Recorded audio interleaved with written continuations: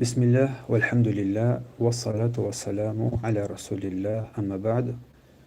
چگونه که برادران و خواهران گرامی قدر بیان کرده بودیم، موضوع امروزه ما در بیان تبریک گفتن به عیدهای کافران و حکم قبول هدیه کافران و همچنین حکم هدیه دادن مسلمانان تحفه ها بر کافران یا حکم قبول هدیه کافران در روزهای عیدهای آنها یا تبریک کردن آنها و هدیه دادن آنها در روزهای عیدهای آنها و شرطهای قبول هدیه کافران در عید یا که غیر عیدها.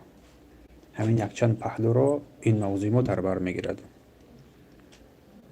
اما اولا با بسم الله الرحمن الرحیم سخنمان را شروع میکنیم، سپس با حمد و ستایش که مخصوص الله سبحانه و تعالی است او را حمد میگوییم و از او یاری میجوییم و با سوی او سبحانه و تعالی طلب مغفرت میطلبیم و با سوی او سبحانه و تعالی پناه میبریم از بدیهای نفسهایمان، از بدیهای نفسهای خود، به درستی که نفسهای انسان بدیهایی دارد. با سوی او سبحانه و تعالی از این بدیهای نفس پناه میبریم و همچنین از بدیهای اعمال خودم با سوی او سبحانه و تعالی پناه میبریم. به درستی که برادران و خواهران گرامی، هر کسی را که الله هدایت کند کسی او را گمراه کردن نمیتواند و هر کی راه گمراهی را اختیار نماید هیچ کسی او را هم هدایت کرده نمیتواند. و گواهی میدهیم که معبودی بر حق جز الله نیست، او یکتا و یگانه است بدون شریک ندارد. و گواهی میدهیم که محمد و درود و سلام بر سرور دو جهان محمد صلی الله علیه و سلم و آل و اصحاب و یارانش باد. یا ایها الذین آمنوا اتقوا الله حق تقاته ولا تموتن الا وانتم مسلمون. ای کسانی که ایمان آورده اید. در این آیه کریمه الله به سوی مؤمنان خطاب میکند. ای کسانی که ایمان آورده اید، از الله بترسید، از الله سبحانه و تعالی بترسید، چنان که او سبحانه و تعالی سزاوار و شایسته ترسیدن هم هست. ولا تموتن الا وانتم مسلمون، و هرگز نمیرید مگر اینکه در حال بمیرید که مسلمان باشید. در حال بمیرید که مسلمان باشید. یا ایها الناس اتقوا ربکم الذی خلقکم من نفس واحده. ای مردم، ای یا ایها الناس، ای مردم، از پروردگار خود بترسید. از پروردگار خود بترسید، آن پروردگاری که شما را آفرید از یک نفس و خلق منها زوجها، و از این نفس همسرش آدم حوا را آفرید. و بث منهما رجالا کثیرا، و از این دو آدم و حوا مردمان زیادی را به دنیا آورد و زنهای را همچنین. و اتقوا الله الذی تساءلون به والارحام، پس بترسید از آن پروردگاری که شما پرسیده می شوید.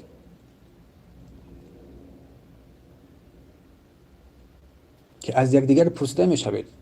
در بریدن خویش و تباری پرهیز بکنید. ان الله کان علیکم رقیبا، به درستی که الله سبحانه و تعالی بر شما نگهبان است. و ای کسانی که ایمان آورده اید، از الله بترسید و سخن راست و درست بگویید. اگر سخن راست و درست گفتید، از الله ترسیدید، بعد ایمان آوردن به او، الله سبحانه و تعالی اعمال شما را نیکو میگرداند و گناهان شما را بیامرزد. به درستی که هر کسی از الله و رسولش اطاعت کند، به درستی که یک کامیابی بزرگی را نائل گشته است. اما بعد، به درستی که برادران و خواهران گرامی، بهترین سخن این سخن الله است، کلام الله است، و بهترین راه این راه رویش محمد صلی الله علیه و سلم است، و بدترین کارها این نوآوری ها و بدعت ها است. و هر نوآوری در دین این بدعت است، و هر بدعت به درستی که گمراهی است، و هر گمراهی باشد در آتش. پس ای مؤمنان از الله بترسید، از الله بترسید و او را اطاعت کنید و بر آن هدایتی که بر شما آورده از شکر و سپاسگزاری او را انجام بدهید. به درستی که بیشتر مردم از دین خود گمراه شدند و از شریعت او روی گردانیدند و خود را در خشم و غضب الهی قرار دادند. تنها یک گروه اندک از مؤمنان الله را دوست داشتند و از پیامبرش اطاعت و فرمانبرداری کردند. و اینم فضل الله سبحانه و تعالی بر شما ای بندگان است. امروز واذکروه کما هداکم و ان کنتم من قبله لمن الظالمین. و او را یاد کنید ای بندگان، و پروردگار را یاد کنید همان گونه ای که شما را ای بندگان هدایت کرد، گرچند که پیش از این در گمراهی ها بودید. اولا برادر و خواهر گرامی، مفهوم تبریک و تهنیت چیست؟ مفهوم تبریک و تهنیت چیست؟ بر همگان معلوم است که تهنیت یعنی تبریک مقابل تعزیه است. یعنی گفته می شود که فلان کس را به چیزی که او را شاد می گرداند، بر او خوش می آید، تبریک گفتم. بر او یعنی بر او تهنیت دادم، تهنیت گفتم. طعام را برایش تبریک کردم، هدیه را برایش دادم. طعام را برای او دادم و گفتم هنیئا، یعنی بر تو گوارا باد. این معنای تبریک است. تبریک و تهنیت میگوییم. و مقصد از تبریک گفتن، مقصد اساسی تبریک و تهنیت گفتن، این اظهار دوستی و نزدیکی است و نشان دادن شادی می باشد. نشان دادن شادی از آن چیز است که بر انسان می رسد است. از روی عادت باشد تبریک می گویند، از روی بشارت باشد تبریک می گویند و مانند اینها. از روی عید و محبت باشد تبریک می گویند. به اندازه محبت و معامله نزدیکی میان آدمان است این تبریک. تبریک برخلاف سلام است. کسی را میشناسی و کسی را نمیشناسی تو برو تبریک تو برو سلام میدهی، چون یک در حدیث بیان شده است.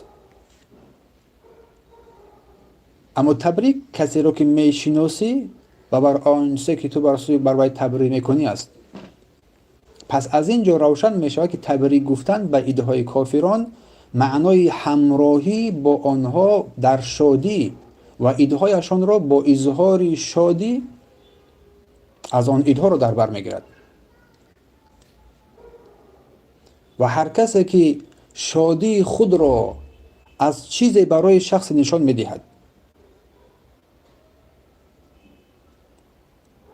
برای شخص نشان میدهد، برای وی اعتراف میکند و از او راضی میباشد و راضی هست، هرچند اگر ادعای عکس این را هم نشان بدهد.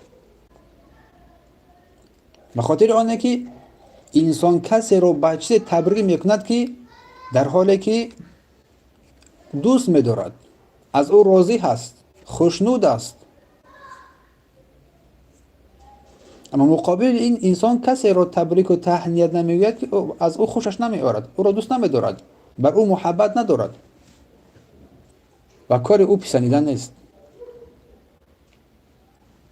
همین است که روایتی که انس رضی الله عنه می‌نماید از رسول صلی الله علیه و سلم می‌فرماید که قدم المدینه، رسول الله صلی الله علیه و سلم به مدینه آمدند و لهم یومان یلعبون فیهما، هنگامی که رسول الله صلی الله علیه و سلم به مدینه منوره هجرت کردن آمدند و دیدند که اهل مدینه دو روز داره که در آن دو روز خوشگذرانی میکنند،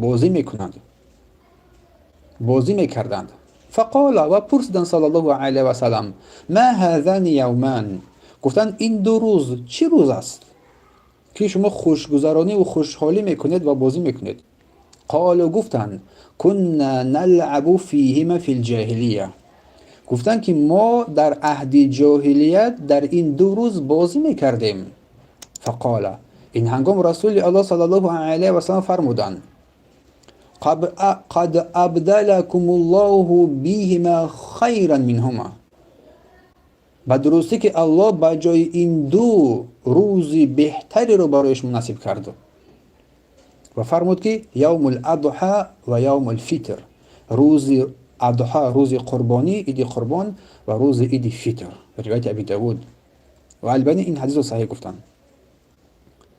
پس بله ای مؤمنان، الله بر ما، بر امت اسلامی 2 روز را عطا کرده است که در آن ما شادی میکنیم، شاد میشویم، خرسندی را آشکار میکنیم از روی شکر و سپاس و ستایش الله سبحانه و تعالی و احترام نعمتهای او. ما به خود و اهل خانواده امان حق شادی را فراغت میبخشیم، همه بیرون میبریم، بهترین لباس ها را میپوشیم، بهترین عطرها را استفاده میبریم. مردان حتی امر شده است که زنان و دخترانی که در عادت ماهانه خود هستند بر عیدها خارج شوند. تا این اندازه از عطیه رضی الله عنها روایت است که گفت امرنا ان نخرج العواتق، گفتن که ما امر شدیم که دختران جوان و زنان حیضدار را در 2 عید، عید قربانی و عید رمضان، خارج کنیم، خارج شویم. و الحید فی العیدین یشهدن الخیر، تا که این خیر و نیکویی، این شادی و این پیروزی را ببینند. و دعوت المسلمین همچنین.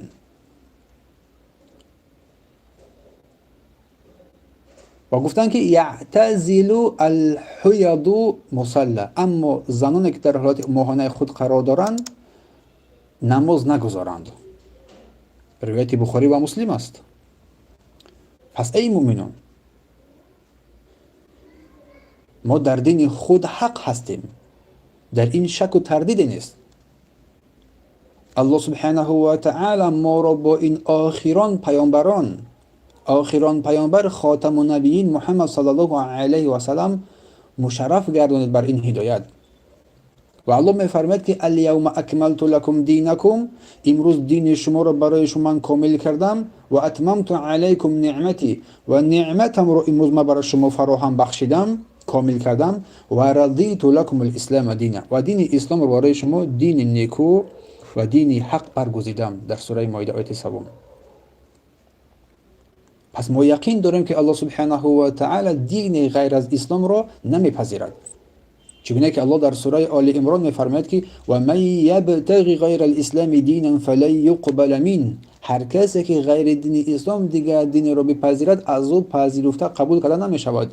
و هو فی الاخره من الخاسرین، و او در آخرت از جمله خاسر، هلاک شدگان و زیانکاران است.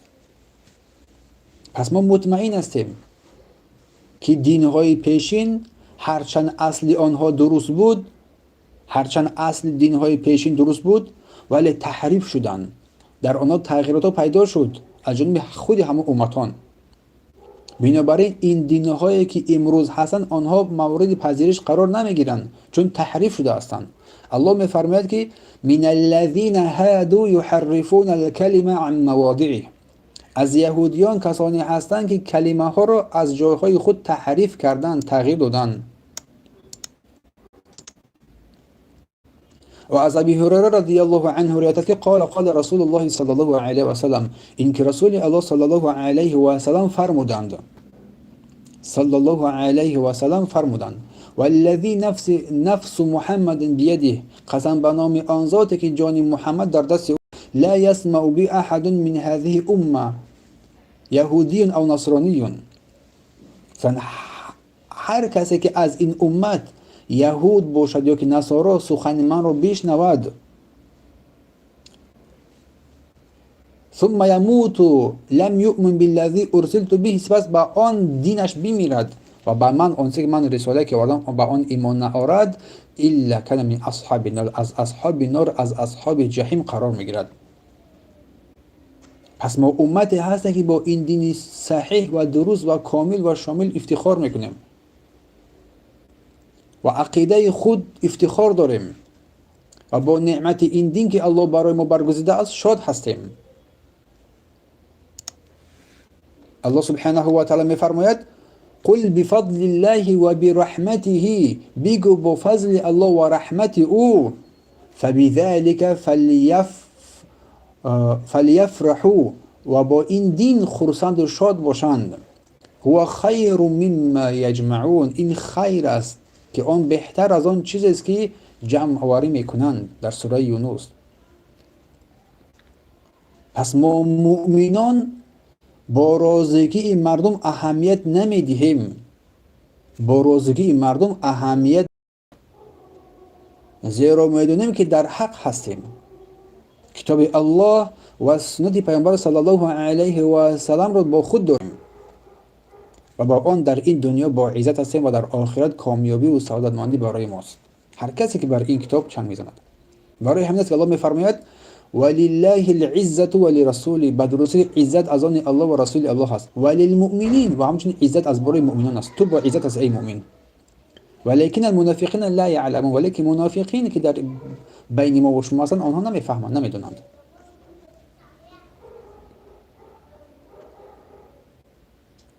پس ای مؤمنان، نصوص شریعت آمده است که مسلمانان را از کفر و کافری دور نگاه بدارد. الله سبحانه و تعالی کسانی را که اسلام آوردند به هجرت از سرزمین‌های کفر بر سرزمین‌های اسلام امر فرمود و بر آنها این را واجب گردانید تا آن زمانی که آفتاب از مغرب برآید.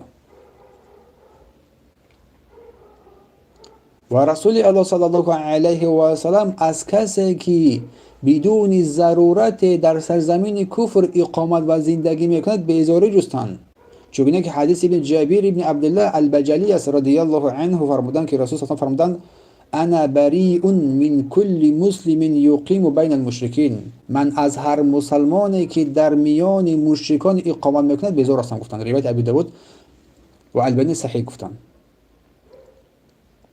پس رسول الله صلی الله علیه و سلم نیز هشدار دادند از شباهت نمودن با کافران، مانند کردن خود با کافران، چی در امور عادی باشد چی در امور دینی باشد. از ابن عمر رضی الله عنه روایت است که فرمودند من تشبه بقوم فهو منهم، هر کسی که با قوم شباهت خود را شباهت و مانند کند از زمره و جمله آنهاست. روایت ابی داود. پس ای مؤمنان، این یک مسئله خطرناکی می رود. برخی از مسلمانان با سبب نادانی یا تقلید از پیشینیان یا گمان آسان بودن آن در این گرفتار شدند. تبریک گفتن با ایده‌های کافران یا اشتراک کردن در آن ایده‌ها، مخصوصا در آن ایده‌هایی که سال نو یا عید میلادی مسیح علیه السلام جشن گرفته می شود. پس این امر بسیار ترسناک و خطرناک است برای مؤمن.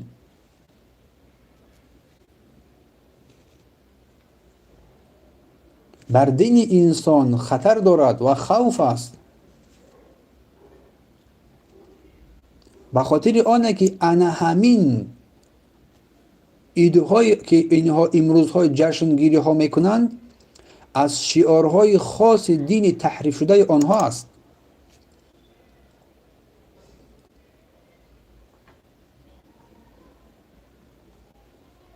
پس در این زمان ما این یک بلا و یک آفت، این ایده های بت پرستان، هیکل پرستان، این نصرانی ها عمومی شده از برای مردم.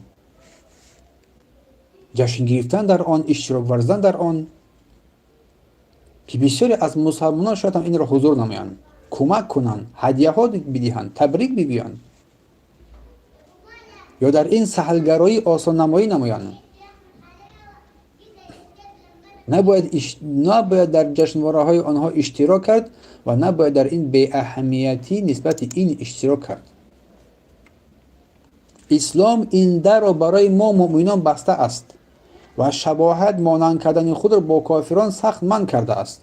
الله سبحانه و تعالی با پیامبرش می‌فرماید که ثم جعلناك على شریعة من الامر، سپس تو را بر شریعت از امر قرار دادیم. فاتبعها ولا تتبع اهواء الذين لا يعلمون، پس این شریعتی که بر دادیم این را پیروی نما و از هوا و هوس مردم پیروی نکن. در سوره جاثیه. پس چگونه برای شخص مسلمانی که به الله امید دارد و به جنت او امید میبخشد این جشنواره ها را انجام میدهد؟ این اساس بزرگ اعتقاد را ویران بسازد، در شعارهای دینی کافران اشتراک ورزد و آنها را تبریک بگوید. چگونه؟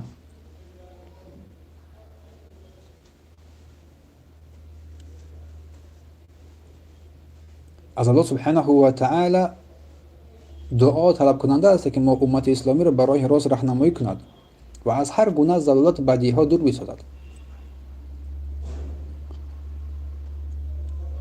برخی از مردم در این سختگیری نسبت بر ایده های کافران تعجب میکنند، اما برای کسی که شریعت الله را میفهمد یگام جای تعجبش نیست، چون این حفظ شریعت الله است، حفظ عقیده و دین، ناموس، شرف و آبرو است.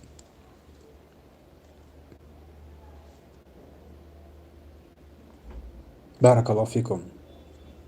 پس این است معنای حقیقی حفظ دین که الله تعالی کفارت آن را داده است، چون که می‌فرماید ان نحن نزلنا الذکر و ان له لحافظون، بیگمان که ما این قرآن را نازل کردیم و حتما ما این قرآن را حافظ هستیم، نگهبان هستیم. در سوره حجر. پس از سبب‌های شرعی حفظ دین قرار گرفته است منع شباهت مانند بر کافران شدن و منع نوآوری در دین، چون الله سبحانه و تعالی بدبینی کرده است، ناپسند شمرده است به این شعارهای کفری که آنها انجام میدهند. الله متعال خبر داده است که او سبحانه و تعالی کفار را نمیپسندد، خوشش نمی آید از آنها. الله میفرماید این تکفروا فان الله غنی عنکم، اگر شما کافر شوید، کفر بیورزید، پس همان الله از شما بی‌نیاز است، بر شما نیازی ندارد. ولا یرضی لعباده الکفر، الله برای بندگانش کفر را هرگز راضی نمی شود. این تشکروا یرضه لکم، اگر شما شکر و سپاسگزاری الله را نمایید، آن را برای شما میپسندد. سوره زمر. این آیه بیانگر آن است که الله سبحانه و تعالی کفر را بد میبیند و از آن راضی نیست و کفر را منع میکند و به هیچ حالت آن را حلال و جایز نمیشمارد برای هیچ یکی از مردم. پس وقتی که الله سبحانه و تعالی کفر را برای هیچ کس نمیپسندد و از آن راضی نیست، برای انسان جایز نیست که از کفر شخص دیگر راضی شود.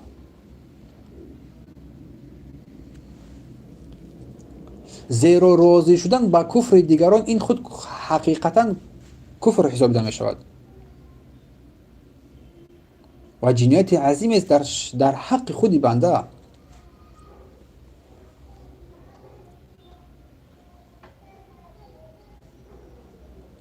بارک الله فیکم. پس از اینجا ما میفهمیم و در میابیم که تبریک گفتن ایده های کافران تبریک کردن خاصترین شعارهای کفر است که الله آن را بر ما منع کرده است مؤمنان و از آن راضی نیست. پس واجب است که در این روزها دوری جوییم از تبریک کردن، نه تبریک نموییم و نه تبریک را قبول کنیم. و بدونید برادر و خواهران گرامی که شریعت از نشستن در مجلس های کفر را نیز حرام کرده است. مجلس های کفر و مجلس های معصیت گناه را شریعت برای ما حرام کرده است. و حتی الله برای ما نهی کرده است که ما اگر با آنها بشینیم اهل آنها را نهی نکنیم، بلکه اهل آنها را من بسازیم. و الله میفرماید که وقد نزل عليكم في الكتاب أن إذا سمعتم آيات الله يكفر بها ويستهزأ بها فلا تقعدوا معهم حتى يخوضوا في الحديث غيره. و البته در قرآن بر شما نازل کرده است، الله نازل کرده است که هرگاه شنوید که از آیه های الله یا که به آیه های الله کفر ورزند یا که کفر ورزده شود یا که به آیه های الله مسخره کرده شود، پس با آنها ننشینید. میگه الله پس با آنها ننشینید. این آیت صراحتا من می‌سازد مؤمنان را از نشستن با کافران در عیدهایشان.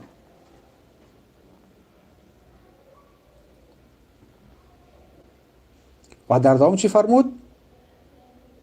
دوام آیت با خطرناکتر است. انکم اذا مثلهم ان الله الجامع المنافقین والکافرین فی جهنم جمیعا. اگر شما با آنها نشستید پس شما مثل آنها هستید، مانند آنها خواهید بود. هر آینه الله منافقان را و کافران را در جهنم جمع خواهد کرد. یعنی منظور این آیت سوره نساء این است که بر شما نازل شده است که اگر با کسی همنشین شوید که به آیه های الله کفر می‌ورزند، این کار میکنند، نمیپذیرند، قبول نمیکنند و آنها را مورد مسخره و استهزاء قرار میدهند، در حالی که شما میشنوید، پس شما مانند آنها قرار میگیرید. و میفرماید که اگر در این حالت از نزد آنها شما برنخیزید و خود را دور نسازید، با آنها بنشینید و در عمل شما مانند آنها میشوید. به خاطر چیست؟ زیرا که شما با نشستنتان در نزد آنها هنگامی که میشنوید که آیه های الله را ای کفر می‌ورزند، به آیه های الله مسخره میکنند، الله را نافرمانی میکنند، نه که شما با آنها باز می‌نشینید. پس شما نیز در این معصیت الله با اندازه‌ای که مانند آن چیزی که انجام میدهند آنها، شما در آن شریک و مرتکب آن گناه میشوید.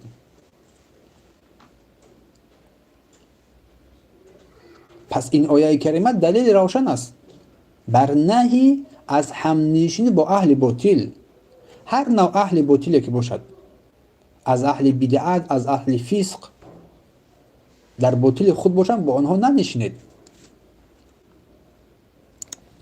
از آنها دور باشید، دوری نمایید، دوری بجویید.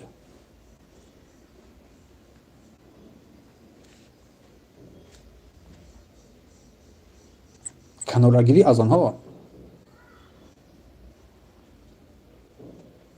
و خاطر چیز؟ و خاطر آنه که هر کسی که اگر که با آن منکری که آنها انجام میدهند راضی شود، در کفر آنها راضی شده است، در معصیت، در گناه آنها راضی شده است.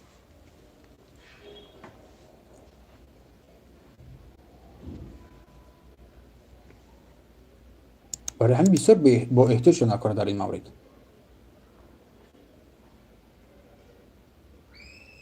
خیلی به احتیاط باشید.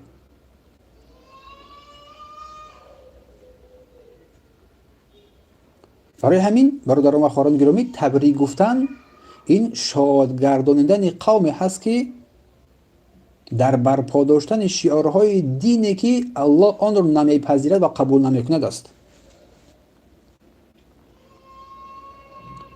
و شخص انسان و ممکن است که تبریک برای آنها کمک شود بر پایبند ماندن بر دین باطل خودشان.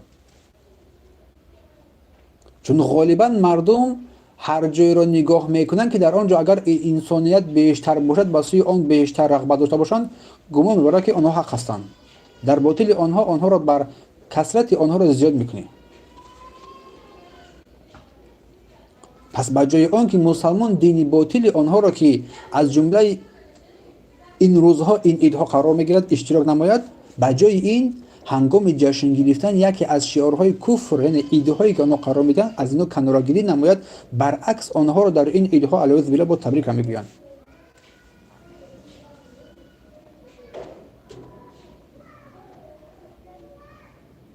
پس از این گناه عظیم، نه تنها همنشین با آنها هنگام جشن گرفتن این عیدها، این شعارهای کفر، بلکه باز تبریک ها و تهنیت ها و باز نمیدونم باز چی حرام های بود در آنجا واقع میگردد. باید مسلمان نفرت داشته باشد، نه اینکه با آنها نزدیکی. ابن قیم رحمه الله تعالی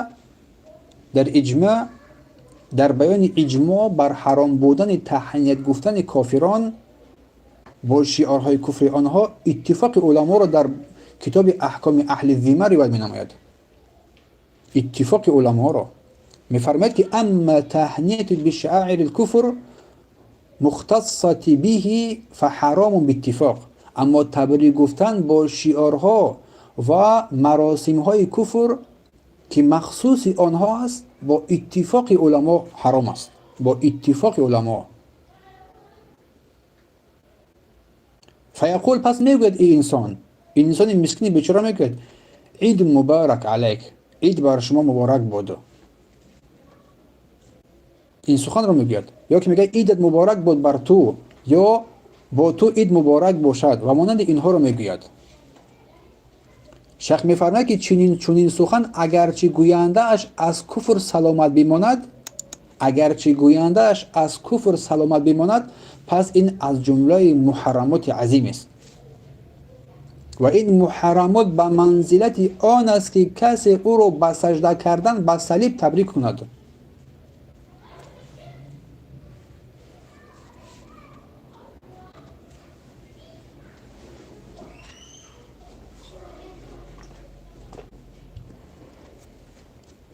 و بسیاری از مردمی که نزد آنها دین قدر ندارد به چنین کار می افتند.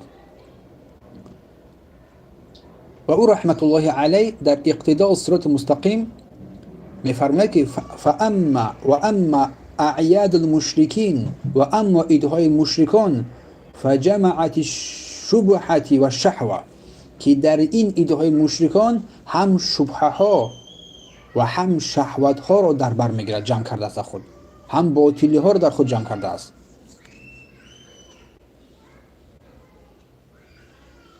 به خاطر آنه که در این جاها یگان منفعتی برای شخص مسلمان است در دینش، و آنچه که از لذت زودگذر است آنها در حال میگذارد، اما عاقبت این لذت های زودگذر عاقبت دردناکی دارد.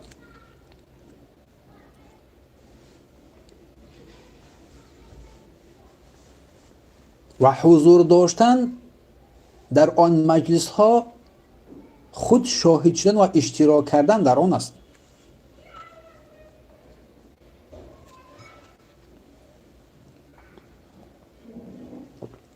بارک الله فیکم. و همچنین در قول باطل آنها را اشتراک کردن و آنها را دستگیری کردن است در این عمل باطلشان. و همچنین در همون کتاب در مجلد اول می‌فرماید که المحظور في اعياد اهل الكتابين التي نقرهم عليها اشد من محظور من اعياد الجاهليه التي لا نقرهم عليها.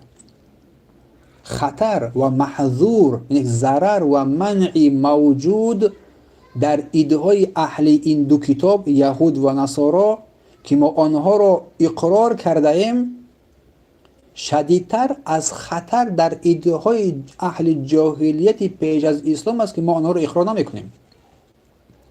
یعنی این اید یهود و نصارا اینا خطرشون بدتر است که ما این رو اقرار می‌نماییم، اما اید زمان جاهلیت که خطر اونا کمتر است ما اینا رو اقرار نمی‌کنیم. به خاطر چیز؟ به خاطر آنه که این امت اسلامی از جانب سرورشون محمد صلی الله علیه و سلم از شباهت مانندی بر این یهود و نصارا هشدار دادن و منع کردن و خبر داده شد. و پیامبر گفت که گروهی از این امت با چونین کارها چنگ میزنن، دست میزنن و با آن دین جاهلیتی که پیش از اسلام به سوی آن برمیگردن در آخر زمان.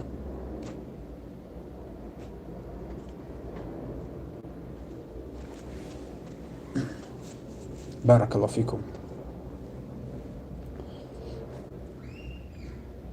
و همچنین میفرماید که الاعیاد من جملة الشرع والمناهج والمناسك التي قال الله سبحانه میگه ایدها از جمله شریعت ها و راه و روش ها و مناسک های میباشند که الله سبحانه و تعالی فرمود لكل امت جعلنا منسکا، برای هر امت مناسک قرار داریم و هم ناسکوه که آن را انجام میدهند. و میفرماید که كقبلتی و الصلاة و الصیام، مانند قبله، نماز، روزه. پس هیچ فرقی نیست میان اشتراک کردن با آنها در این عید یا میان اشتراک کردن با آنها در دیگر راه و روش ها، زیرا موافقت نمودن آنها در تمام عید، موافقت این در کفر است. در تمام ایدهای آنها را موافقت نمودن و از آن راضی شدن، این موافقت نمودن آنها در کفر است. و موافقت نمودن در بعض از شاخه‌های آن، در بعض از شاخه‌های ایدهای آنها، این موافقت نمودن در بعض از شبهه‌های کفر است. یک منظور ابن قیم این است که اگر انسان در تمام ایدهای آنها را اقرار نماید و بر آن باوری داشته باشد و اعتراف نماید، پس اعتراف در کفر کرده است. اما کسی که در بعض از ایدهای آنها را اعتراف نماید، بعض از ایدهای آنها را، پس این یکی از شبعه یا که شاخه های کفر را اعتراف کرده است. برای همین می‌فرماید که ایدها از مخصوص ترین چیزهایی هستند که در شریعت ها با آنها بین ما مؤمنان و بین آنها فرقیت جدا کرده می شود. و این ایدهای آنها از آشکارترین شعارهای آنها می باشد. این ایدهای آنها از آشکارترین شعارهای آنهاست. پس مادامی که از آشکارترین شعارهای آنها باشد، پس موافقت در ایدها موافقت در مخصوص ترین شریعت های که شعارهای کفر و آشکار کردن شریعت های آنها می باشد یا که شعارهای آنها می باشد. و همچنین در مجموع الفتاوا می‌فرماید که لا يحل لمسلم ان يتشبه بهم في شيء مما يختص باعيادهم، بر هیچ مسلمان جایز و حلال نیست که در چیز از آن ایدهایی که چیزهایی که خاص ایدهای آنهاست، از کافران است، به آنها در آنها شباهت نماید که در آنها اشتراک نماید. ایدهایی که خاص آن کافران است.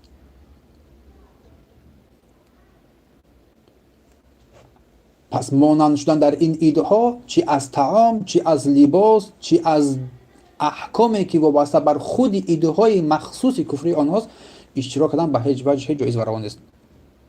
حتی می‌فرماید که نه در فروختن این چیزها هم باید اشتراک نکند و همچنین نه در بیکار کردن عادتی که در زندگی خود در عبادت خود است. در رسای ایده‌های آنها، آن عبادت‌های خاصی که داری، آن کارهای خاصی داری، آنها را بیکار نمایی.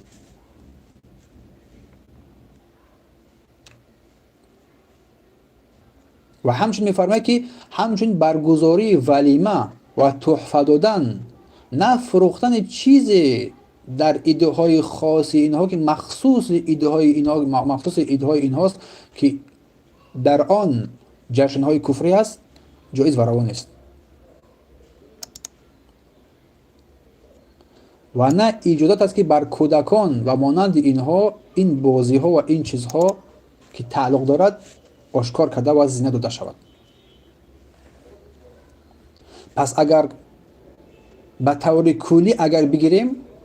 کلی بگیریم برای مسلمان جایز نیست که ایده های آنها را با چیزی که شریعت های خاصی آنهاست اختصاص بدهد، قرار بدهد، بلکه برای مسلمان لازم است که ایده هایی که از آنها می شود برای مسلمان ها روز مسلمان مثل دیگر روزهایش باشد، نه اینکه به این ایده های آنها افتخار نماید یا که مانند این چیزها را قرار بگیرد در خودش. آنچه که خصوصیت های آنهاست این را خاصی ما مسلمانان نیست این را قرار ندهیم، بلکه زندگی حیاتی ما عادی باشد، مثل روزهای گذشته باشد.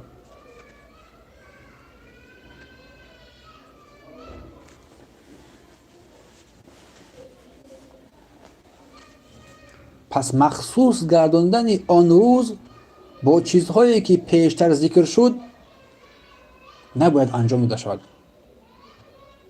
بلکه گروهی از علما آن چیزهایی که خاص ایده های کفری آنهاست کفر دانستند کسی که این کار را انجام میدهد و گفتند که زیرا این چیزها تعظیم شعارهای کفر است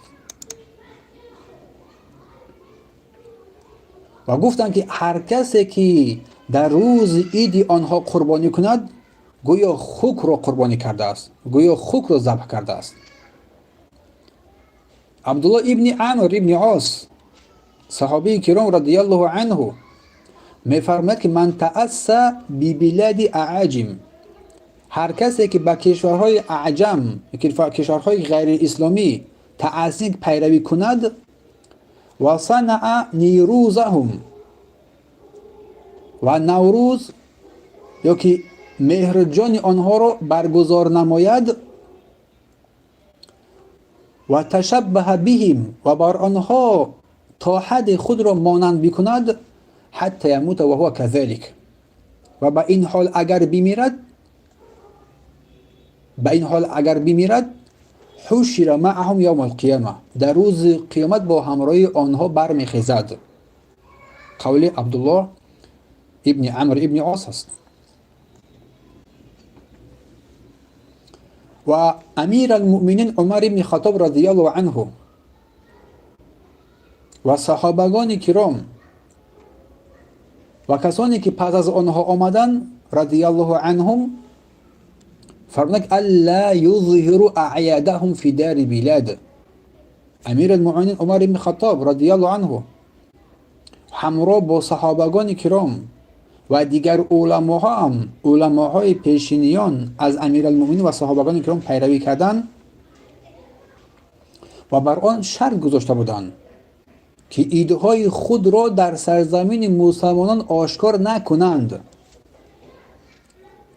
بر کافران شرط گذاشتند که ایده‌های خود را در سرزمین‌های مسلمانان آشکار نکنند. و انما یعملونها سرا فی مناسکهم، بلکه این ایده‌های خود را پنهانی در منزلگاه‌های خود قرار بدهند.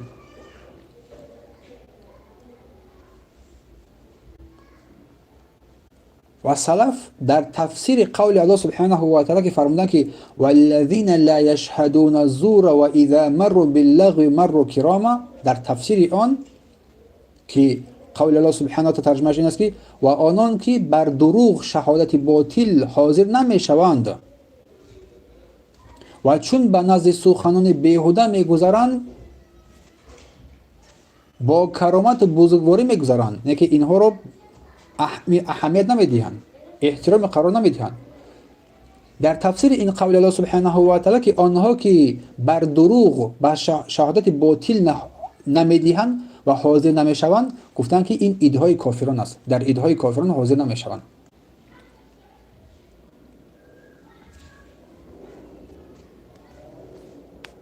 پس اگر این حکم درباره حاضر شدن، درباره حضور و شاهد شدن بر آنها باشد بدون انجام هیچ عملی، پس چگونه گفتن ممکن است درباره عملهایی که از خصوصیت‌های ایده‌های آنها است آنها را انجام می‌دهند؟ و از رسول الله صلی الله علیه و سلم در مسند و سنن روایت شده است که فرمودند که من تشبه بقوم فهو منهم، هر کس با قوم شباهت کند خود را مانند کند خود را از جمله آنها قرار میگیرد. و در دیگر روایت فرمودند که لیس منا من تشبه بغیرنا، از ما نیست آن کسی که به غیر ما خود را مانند میکند. این حدیث رو جدید خوب گفتن. پس اگر این حکم درباره شباهت مانند کردن به آنها باشد، در عادتها باشد، پس چگونه است که شباهت کردن با آنها در چیزهایی که این از شدیدترین و روشنترین امرهای مخالفت است؟ اکثر علماها از امامان ناخوش دانستند یا به صورت کراهیت تحریمی، یعنی حرام بودن، یا کراهیت تنزیهی، یا که از آن دور شدن، خوردن آن چیزی را که آنها برای ایده‌هایشان و قربانی‌هایشان ضبط میکنند. چون ذبح اینها در این روزهای ایده‌هایشان در دایره آن چیز دور می‌زند که به غیر الله نام برده می‌شود، برای بت‌هایشان ذبح کرده می‌شود. همچنین علما منع کردند، رحمهم الله تعالی منع کردند از کمک رسانیدن به آنها در عیدهایشان با تحفه دادن یا که فروختن. و فرمودند علما رحمهم الله تعالی که بر مسلمانان جایز نیست که بر آنها تحفه بدهند یا که بر آنها تحفه بفروشند. بر مسلمانان حلال نیست که بر نصرانی ها چیزی از منفیت های ایدی آنها بفروشند، نه گوشت، نه شراب، نه لباس، نه حیوان برای آنها اجاره بدهند. در زمان ما امروز ماشین ها و دیگر تکنولوژی است و نه در هیچ چیز از دین آنها به آنها کمک نرسانند. به خاطر چیز این را گفتند؟ به خاطر آنها که این کار تعظیم شرک آنهاست و یاری دادن در کفر آنها می باشد. و لازم است که امیران و رهبران و حاکمان مسلمانان این کار را، مردم را از این کار منع می‌سازند. زیرا الله می‌فرماید که و تعاون علی البر و التقوی، یا دیگر در بر و تقوا و نیکوکاری هم دستی کنید، یاری بکنید. ولا تعاون علی الاثم والعدوان، و در گناه و معصیت و تجاوزکاری همدیگر را دست یاری دراز نکنید. و همچنین مسلمانان بر مسلمان حلال نیست که آنها را در فروختن نوشاکی‌های اسپریتی و شراب کمک کند و مانند اینها. اگر این چیزها حلال نباشد، این چیزها جایز نباشد، پس شعارهای کفری دستگیری کردن در شعارهای کفری آنها چگونه جایز است؟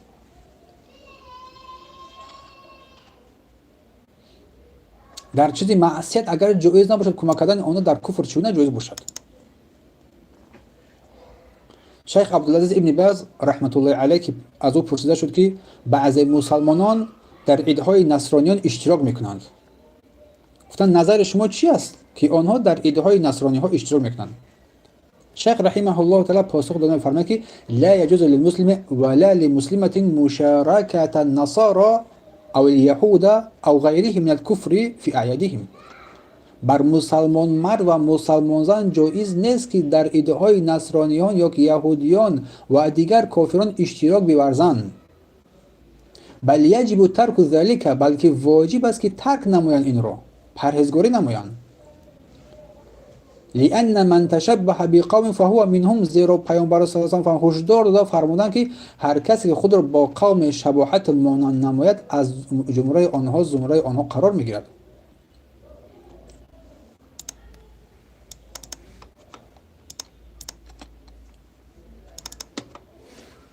بارک الله فیکم.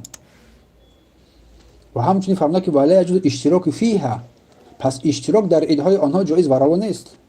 ولا تعاون مع اهلها، و کمک کردن اهل آنها جایز نیست.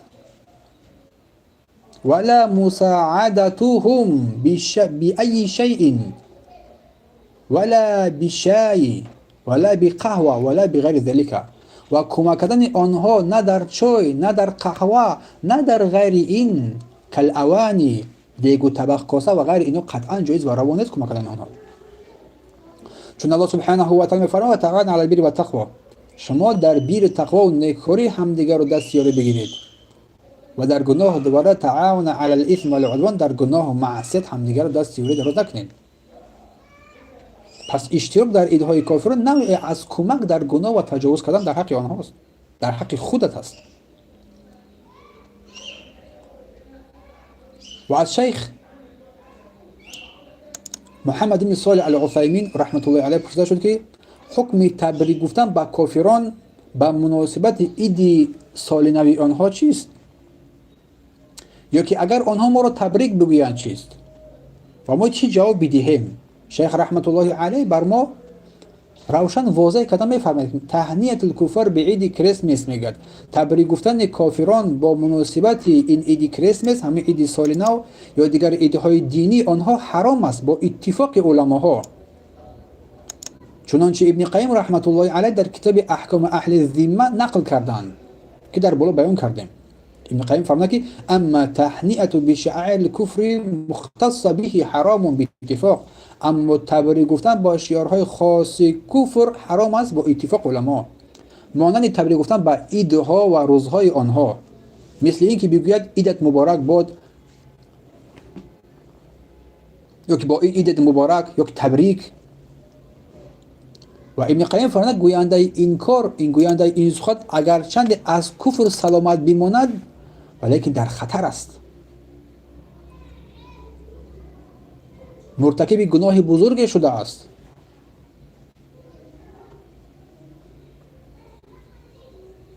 و نزد الله همسان است با تبریک گفتن برای سجده بر صلیب می باشه گفتن، بلکه گناهش از این بزرگتر است. و فرمودند که هر کسی رو برای گناه یا بدعت یا کفر تبریک بگوید خود را به خشم و نفرت و غضب الله دچار کرده است.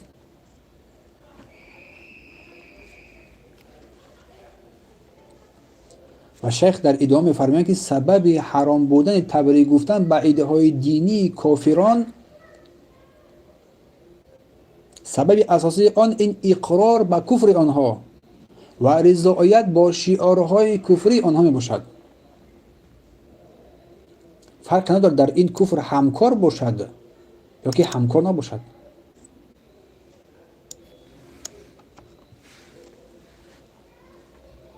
و اگر آنها ما را به عیدهای خود تبریک بگویند ما به آنها جواب نمیدهیم. شیخ میگوید زیرا این عیدهای ما نیستند و الله این عیدها را نمیپسندد.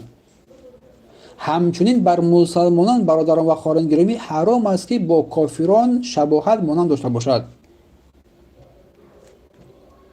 مانند برگزار کردن جشنها و مناسبت‌های عیدهای آنها، هدیه گرفتن که هدیه دادن آنها، تقسیم شیرینی‌ها یا که طعام‌ها،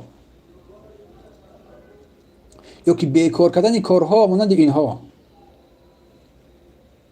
پس هر کسی که چیزی از آنها را انجام بدهد گناهکار است، چی از روی خوشامدگویی باشد، چی از روی دوستداری باشد، چی از روی شرم باشد یا سبب‌های دیگر هم باشد که آنها را چیز تبریک بگوید، کمک نماید.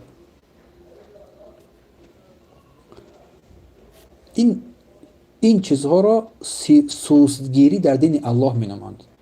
از سستی و ضعیف ایمان بنده هست که این کارها را به خاطر شرم و حیاش یا که سبب‌های دیگر خودداری می‌دونه خود دیگر کارها اجرا می‌نماید.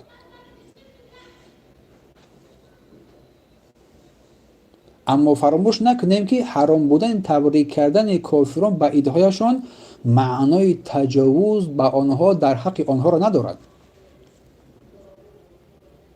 پس حرام بودن تبریک گفتن کافران به عیدهایشان معنای آن را ندارد که به آنها چیز ما تجاوزکاری نماییم.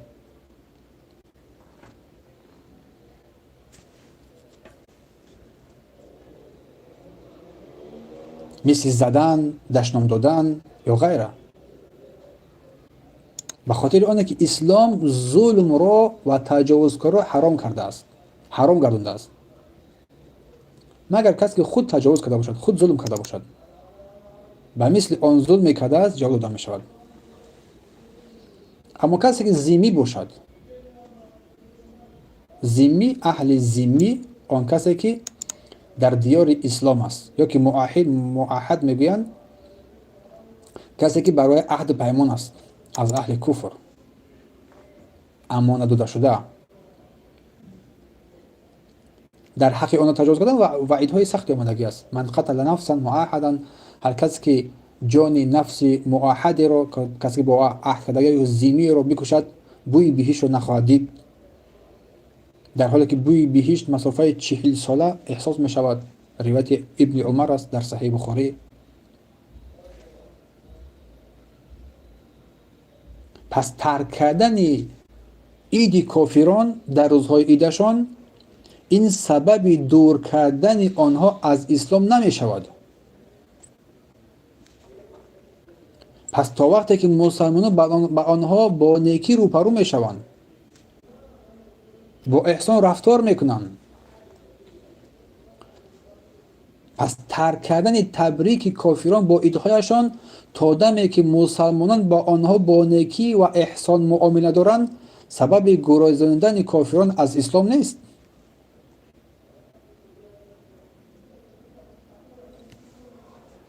بلکه حمایت از عقیده و دین و شرف و ناموس آبروست.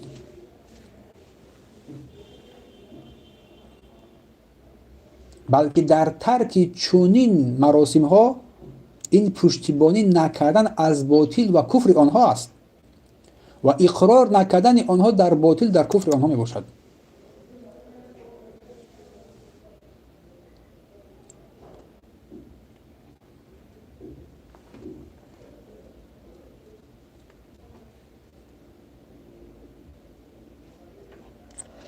بارک الله فیکم.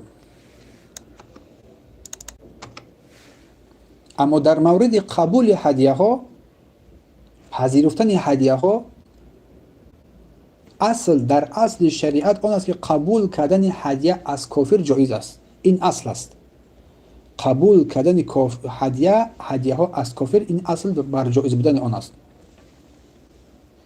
به خاطر نرم کردن دل او یا ترغیب نمودنش به اسلام، چون که رسول صلی الله علیه و سلم هدیه برخی از کافران را قبول کرده بود، هدیه مانند مقوقس و دیگران.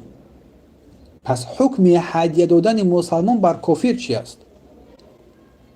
برای مسلمان جایز است که با کافر یا مشرک هدیه بدهد، با نیت نرم کردن دلش یا ترغیب نمودن او مشرک به اسلام،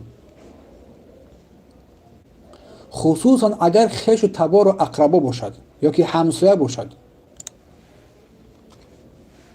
چگونه که عمر رضی الله عنه با برادر مشرکش در مکه یک حله، یک لباس هدیه داده بود.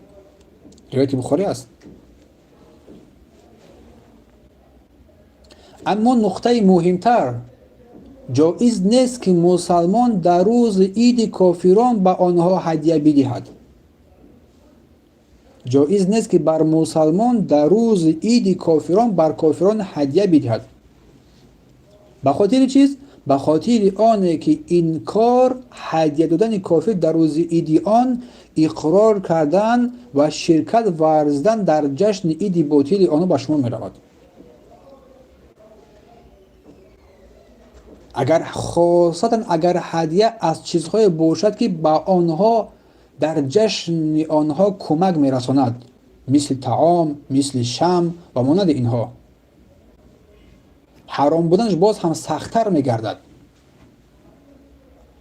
حتی برخی از اهل علم بر آن رفتند که چنین عمل کفر است.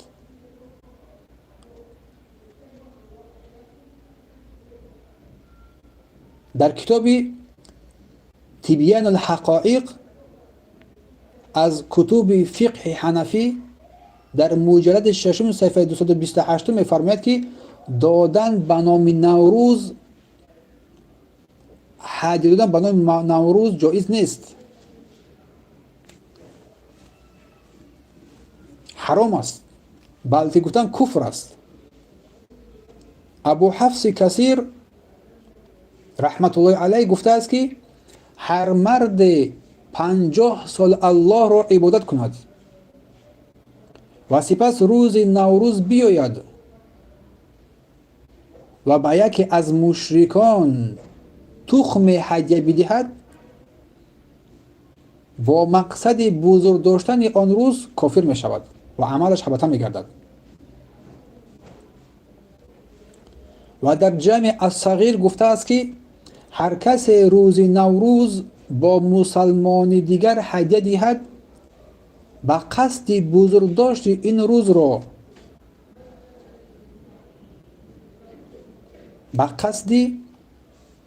قصد بزرگ داشت این روز را نداشته باشد، تنها اون را عادت مردم بیشمارده بداند، کافر نمی شود. یعنی اگر انسان در این روزها هدیه ها بدهد با قصد بزرگ داشتن این روزها نباشد، تنها عادت مردم این رو عادت کرده باشند، در این حالت کافر نمی شود. ولی فرمودن در دام که برایش لازم است که این کارا محض در همین روز انجام ندهد، یا که پیش یا که بعد انجام بده، تا که بر این کافران شباهت مانند نشود. هدیه میدی در روز آنها نده، چون رسول الله گفتن که من تشبه بقوم فهو منهم، هر کسی با قوم خود رو مانند نماید از جمله و از زمره آنها قرار میگیرد.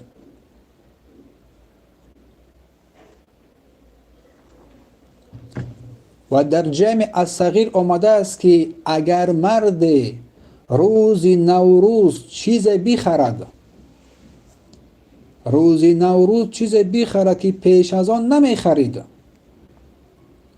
اگر قصدش بزرگ داشت آن روز باشد، چون که مشرکان این روز را بزرگ می شمارند، کافر می شود. اما اگر قصدش فقط خوردن و نوشیدن باشد، بهره مند شدن باشد، پس انسان کافر نمی شود. پایین سخنش.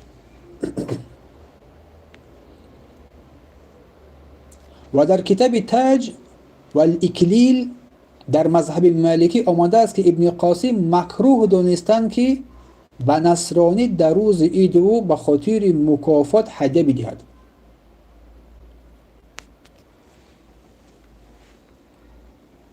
و در کتاب اقناع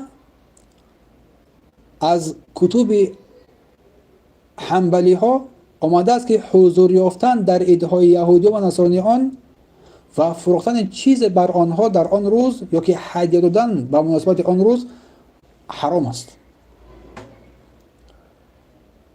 بلکه جایز نیست. که مسلمان بر مسلمان دیگر در این روزها با همدیگر هدیه بدهند، چون که در سخنان فقیهان مذهب ابو حنیفه گذشت بیان کردیم. و شیخ الاسلام رحمت الله علیه فرموده که هر کس بر مسلمانان در این عیدها هدیه بدهد که بر خلاف عادت دیگر وقتش هست، هدیه اش قبول کرده نشود.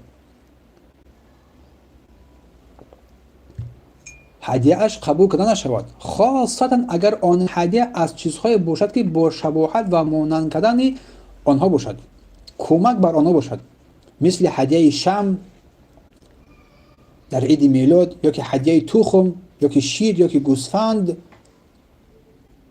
و غیر از این چیزها. در اقتداء الصراط المستقیم مجرد اول ذکر کردم. پس قبول کردن هدیه کافر در روز عید او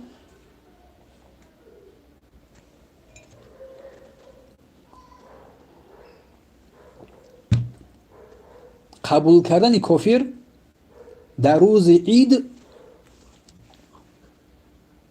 قبول کردن چی گفتم؟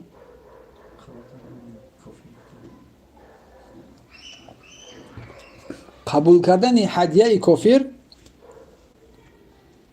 در روزهای ایدهای خود، که ایدهای مسلمان ها از کافر پذیرفتن قبول کردن هدیه را جایز است، روا است، اشکالی نداره در این.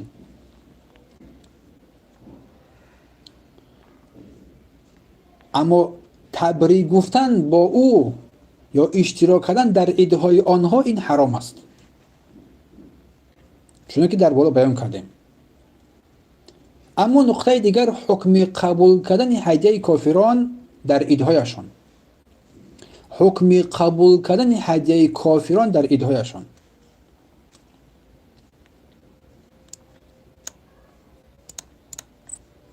اما قبول کردن هدیه از کافران در روز ایدهای آنها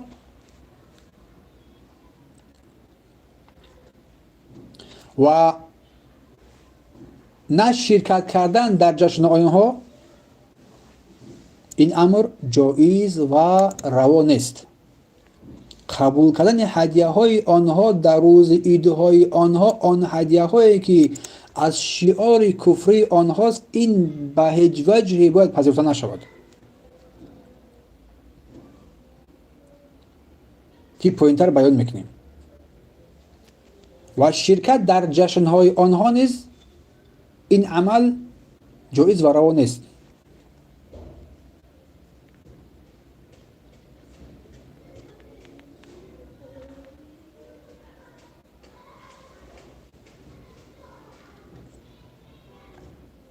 بارك الله فيكم.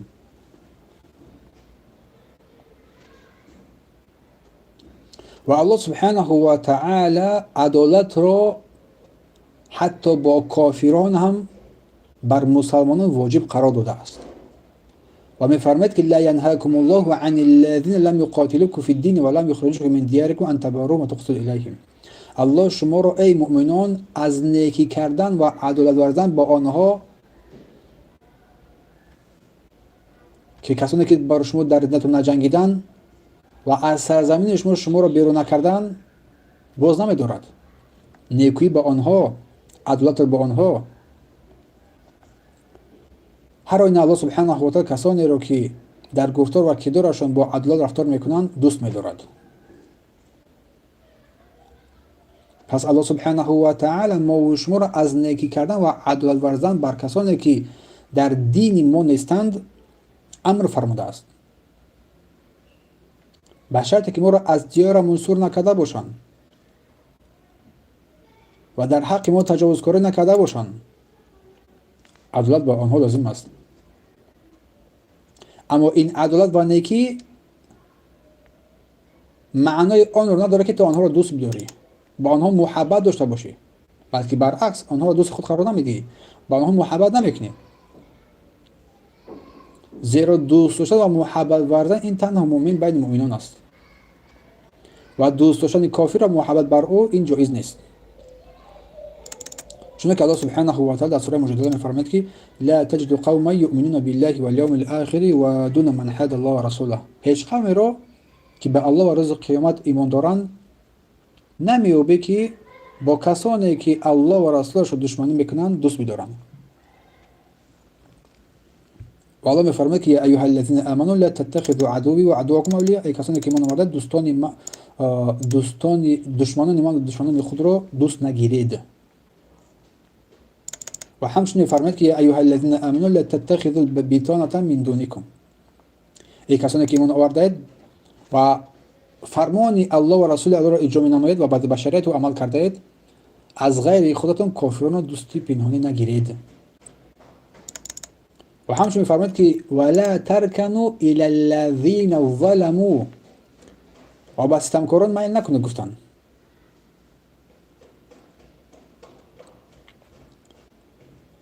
به ستمکاران میل نکنید. و همچنین فرماید که یا ایها الذين آمنوا لا تتخذوا اليهود والنصارى اولیاء. کسانی که ایمان آوردند یهود و نصارا را دوستان خود قرار ندهید. غیر این دلیل ها زیاد است برای حرام بودن دوستی و محبت با کافران. و گروه از صحابه ها رضی الله عنهم نیز هدیه های مجوسیان را در روز عید آنها قبول کردند. شیخ الاسلام رحمت الله علیه می‌فرماید که اما قبول هدیه منهم یوم عیدهم، اما قبول هدیه از آنها در روزهای عیدهایشان. قد قدیمنا عن علی ابن ابی طالب، میفرماید که پیشتر از علی ابن ابی طالب رضی الله عنه نقل کردیم. چی نقل کردن؟ رضی عنه انه اتى بهدیه نیروز فقبلها، اینکه بر علی ابن ابی طالب یک هدیه نوروز برایش هدیه داده شد و قبول کردند. قبول کردند.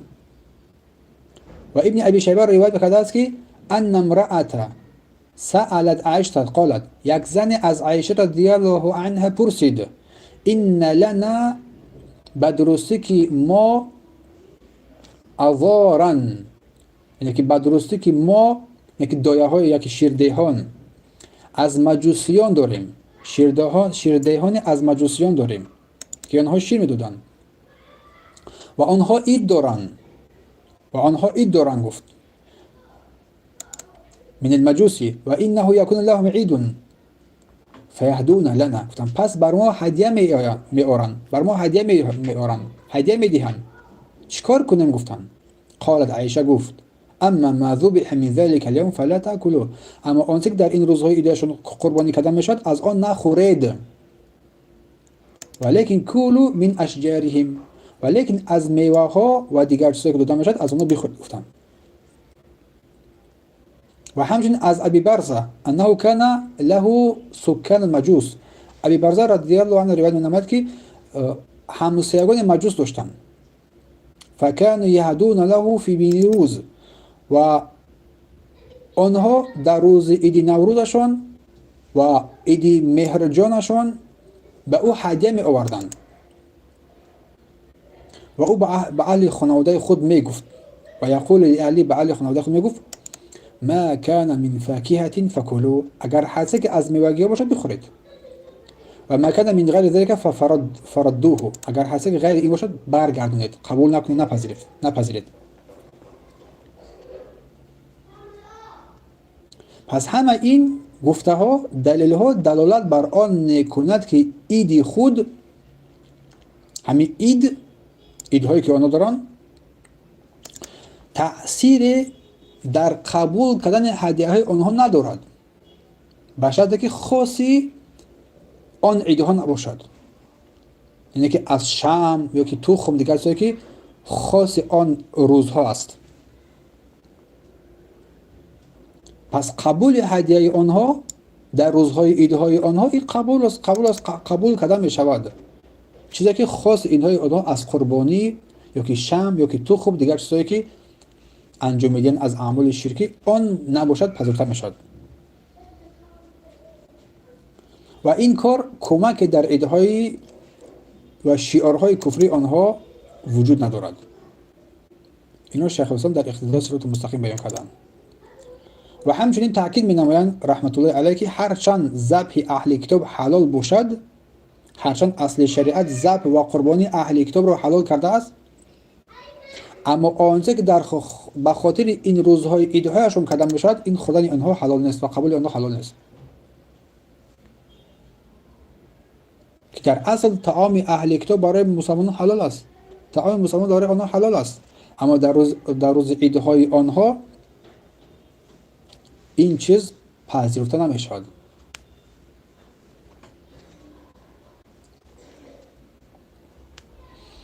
بارک الله فیکم. اما ذبیحه اهل مجوسی ها این حرام است، جایز نیست آن را پذیرفتن در عید در غیر عید.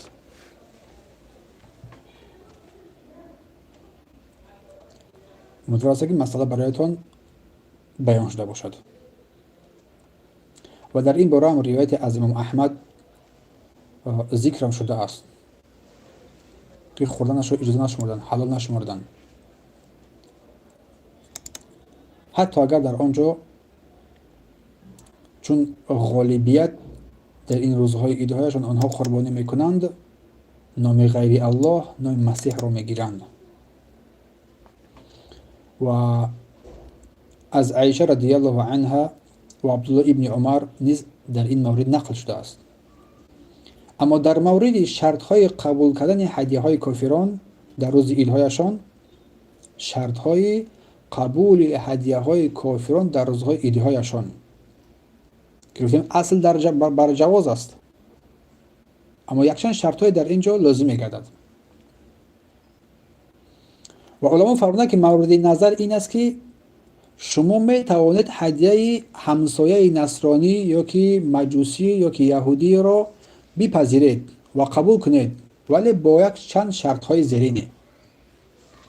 اول، هدیه نباید از قربانی های آنها در این روزهای ایدیشان باشد، یعنی چیزی که مخصوص برای عید کافران قربانی شده است. خوردن و قبول آن جایز و روا نمیگردد. و هدیه نباید چیزی باشد که به آنها کمک شود در مانند کردن نمانند شدن به آنها، مثلا شم، تخم یا دیگر شیارهایی که دارند. این شیارها باید پذیرفته نشود.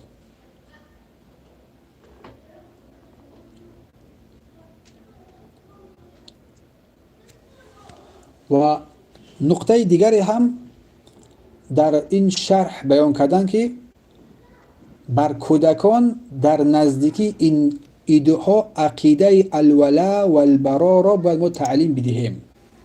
دوستی به خاطر الله، دشمنی به خاطر الله را باید ما تعلیم بدهیم بر کودکان، تا اینکه آن هدیه هایی که از آنها گرفته می شود محبت این فرزندان مؤمن بر این کافران زیاد نگردد. یکی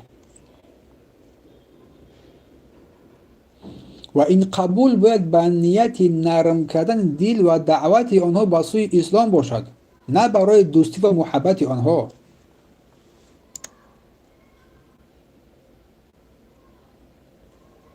اما آن هدیه هایی که بر ما داده می شود، اگر آن هدیه های باشند که نباید ما آن را قبول نماییم، پس آن را قبول نمی کنیم، علاوه با شرح و توضیح دادن سبب قبول نکردن آن و رد کردن آن را بیان کنیم، بیان نماییم.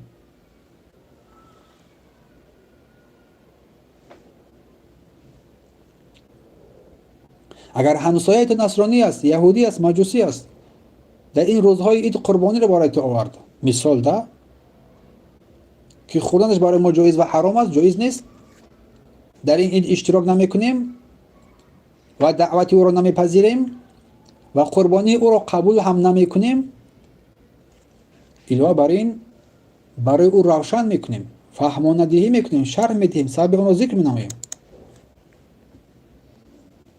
عقیده نادرست را بیان می نماییم.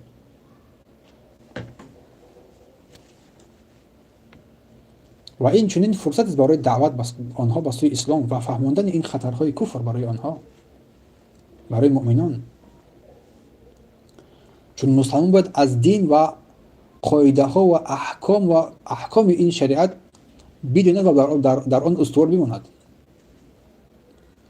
که هیچ وقت به هیچگاه در خطر شباهت و مانندی به آنها قرار نگیرد، نه با حجت معامله یا که ترس و دیگر سو این قاعده هایی که شریعت بیان کرده است از احکام اینها را مخالفت نماید.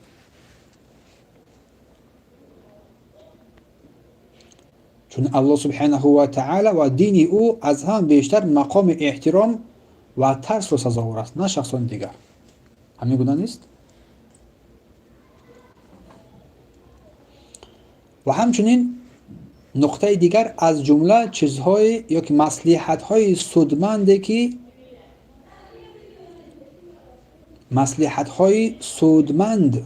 که اینها به حساب نمی روند،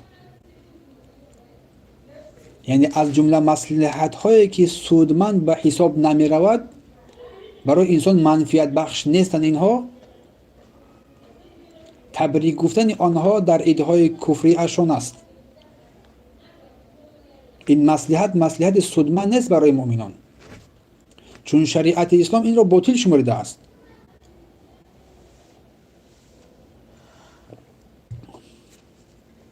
چون در آن فسادهای بیشتر و زیادی هم بر مؤمنان میرسد، چون مصلحت‌های مهمتری را از دست می‌دهد و از فسادی هایی که در آن نهفته است و قرار دارد اقرار و رازیگی به ایده‌های کافران.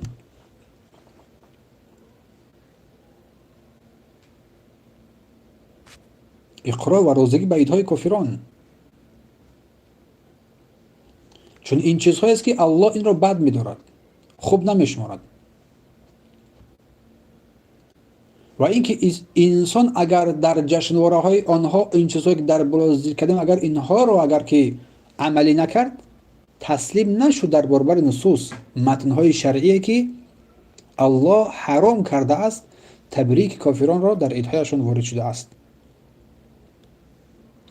و پیش گذاشتن این بنده هوا و هوس و خواهشات خودش را بر کتاب و دلیل شرعی و همچنین اشتراک کردن در این محفل ها ترک نمودن منکر است. منکر و پلیدی ها و فسق و فجور را من نکردن، در آن روزه شدن. زیرا در آنجایی که شعارهای کفر و شرک است، انسان باید از آنجا دور باشد. و همچنین اشتراک کردن در این جایها ترک نمودن امر بر معروف و نهی از منکر است. به جای دعوت کردن کافران، برعکس این رو تو نشان میدهی، بر آنها تهنیه و تبریک میگویی. به جای بازداشتن آنها از کفرشان، از معصیتشان، از گناهشان، از این شعارهایشان، آنها را تبریک میکنی علیه بالله، که این در آخر بر کمک کردن این کافران قرار میگیرد، بر کمک کردن این کافران در دینشان. به خاطر چیز؟ زیرا تبریک کردن تو ای بنده این کافران رو در این ایده‌هایشان باعث شادی دلهای آنها در آن کفر میگردد، باعث قوت گرفتن آنها در این دین باطلشان، باعث بالا کردن روحیه آنها در این شرکشان میگردد. حالا که بر تو واجب است که از این کفر روی بگردانی، از اهل کفر روی بگردانی، از شیار آنها روی بگردانی و همچنین تشبیه مانند کردن خود ای مسلمان برای این کافران میگردد. بر یک شعار کفر آن را تبریک تهنیت کردن، مسلمان خود را پس شمردن و کافران را عزت دادن است. چون مسلمان از آنها تقلید کرد، نه از دینش. عادتهای آنها را با خود گرفت و عادتهای دینی خود را ترک کرد. و همچنین تهنیه و تبریک گفتن آنها کافران، این ضدیت بر مسلمانان و نفاق است.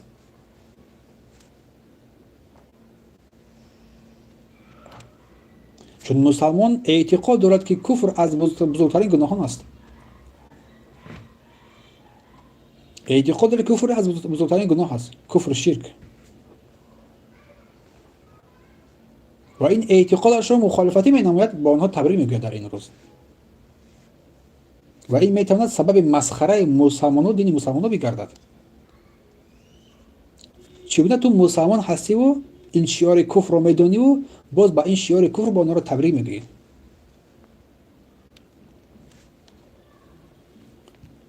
سپس کافران بر مسلمانان میگه که عجیب هستین شما ای مسلمانان، شما چگونه مسلمان هستید که این کفرت ما را میدونه بر ما تبریک میگید، با ما اشتراک میکنید؟ چگونه شما مسلمان هستید که باور دارید که دین ما دین کفر است، دین ما دین گمراهی و معصیت است، با ما اشتراک میکنید، با ما هزل شوخی میکنید، با ما یکدیگر رو تبریک میکنید؟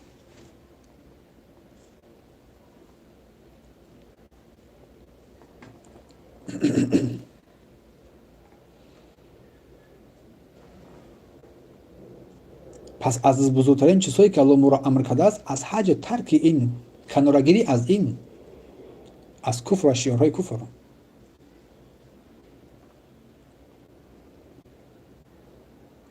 با مؤمنان بودن، مخالفت نمودن آنها.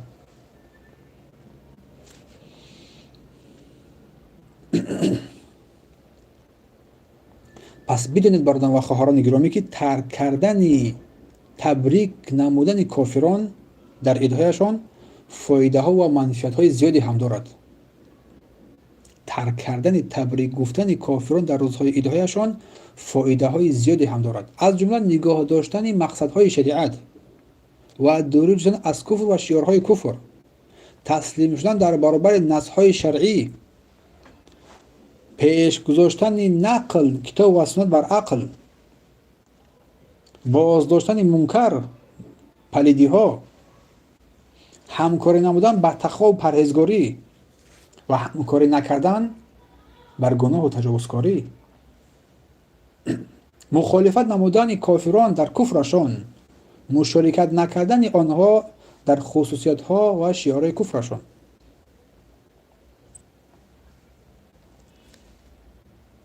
باز داشتن و تنبیه دادن کافر از کفرش و کنارگیری در روز عیدش، تبریک نگفتن از آن.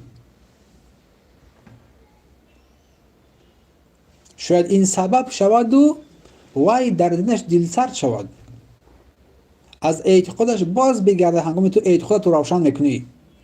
اما تو ای مومن اعتقادت رو روشن نکردی، پس وی از کجا به سوی دین تو را باز بگردد؟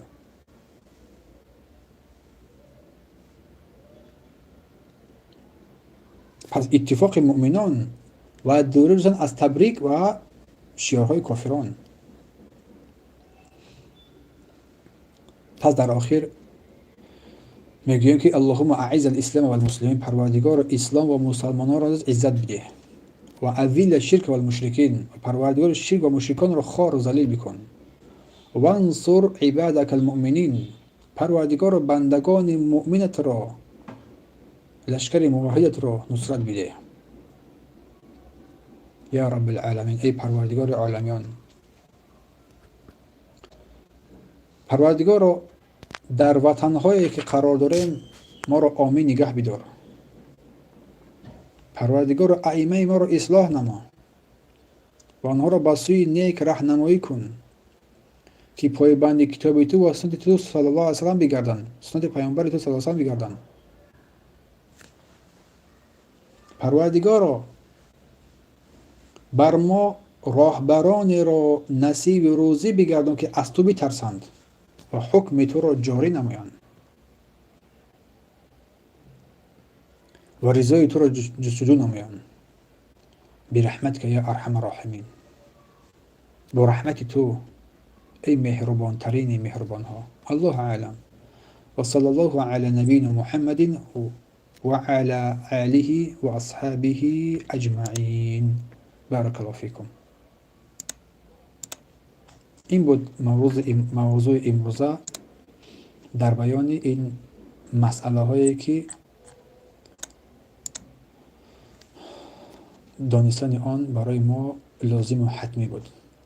کسی یگان سوال دارد واسه بر این موضوع، یگان جایی هست که نفهمیده باشید یا اینکه همه فهمید، یگان جایی نافهمیش هست؟ اگر فهمیده باشید اینم رحمت الله هست بر شما.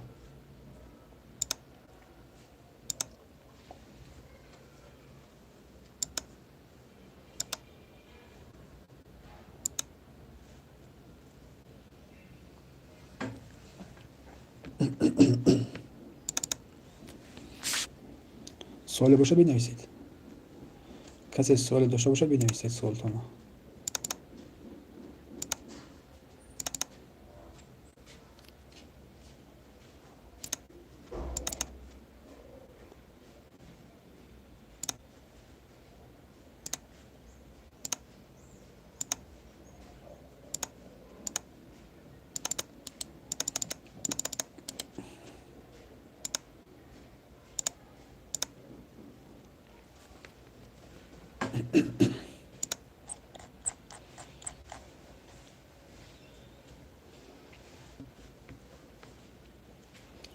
مکروه رو باید ترک کرد.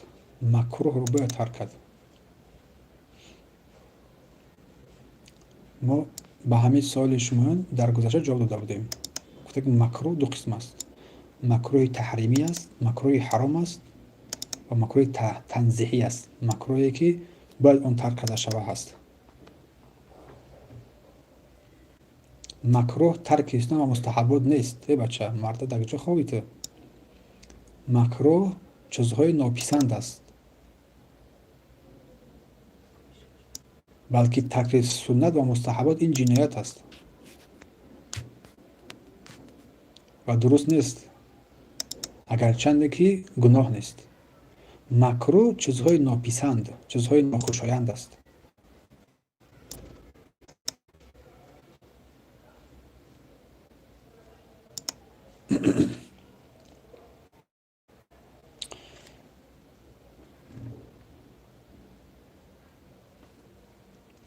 یعنی در نوروز جشن گرفتن کفر می شود آدم واسه بر آن چیزی که جشن میگیرد است. گفتیم که روشن بیان کردیم که اگر اعتقاد آنها را داشته باشد، راه و روش آنها را داشته باشد، بله کافر می شود. چون یک علمای احناف گفتگی هستند، حتی یک تخم هیده کردن را گفتند.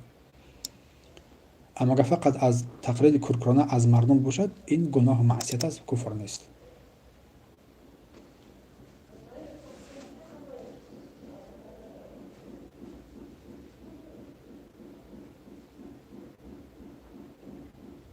فهمه؟ امیدوار هستیم که فهمیده باشین.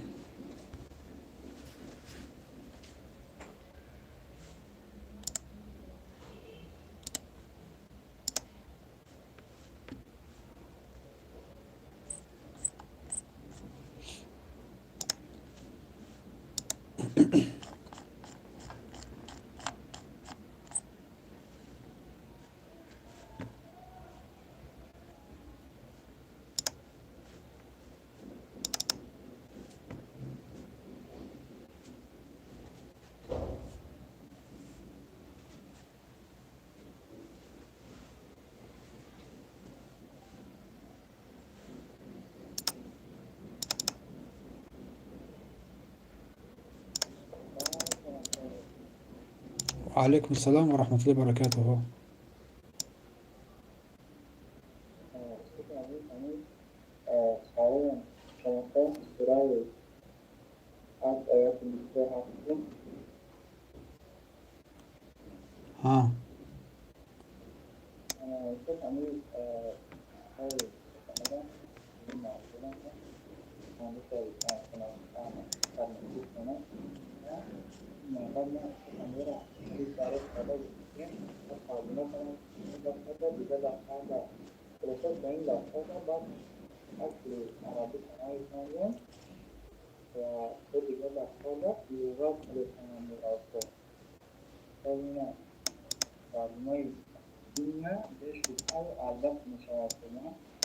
ولی همون تفسیر برده تفسیر نگاه که انشاءالله همش به همین ترجمه همین آیات 20 را نگاه که انشاءالله همش بیان شده است. هم در ترجمه تفسیر هر چی که نمیفهمی و ترجمه و تفسیرش باز بگرد انشاءالله میفهمیش. فهمو؟ در همونجا همش خوش رو نوشتگی است، همه آیه ها به عربیش هم هست و ترجمه قرآن خوش رو هست، همش هست. چی آیت رو اگر نفهمیدید بر همون آیت باز بگرد ترجمه همون را نگاه که انشاءالله تمام کار حل می شود.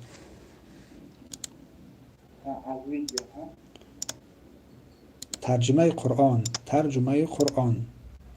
یک ترجمه قرآن در تلفن دستکشت که برداشت که در همین پلی مارک که بنویس ترجمه قرآن میبرید.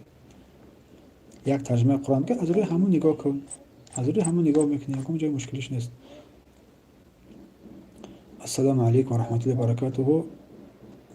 استاد ایمان رو چی خیلی مستحکم کنین استاد، از کدام کتاب آغاز کنین؟ ایمانتون مستحکم کردن با تلاوت کتاب الله، با تدبر، با تفکر، با تأمل در کتاب الله سبحانه و تعالی و پایبند کتاب الله و سنت پیامبر بودن و کتاب‌های دینی را خواندن، زندگی نامه پیامبر و صحابه را گوش کردن و نماز شب خواندن، نمازهای الهی خواندن، 5 وقت نماز در وقتش خواندن، طهارت کامل داشتن. ان شاء الله که با همین تو باذن الله تعالی ایمانت رو مستحکم و قوی می‌گردن. اگر از نه دور شدی، از نه البته کسی که ایمانش ضعیف است البته از همین درست. همین ها را اجرا کن ان شاء الله. یک مدت پایبند علم های شرعی باش، دین را بیاموز، تعلیم بگیر باذن الله تعالی.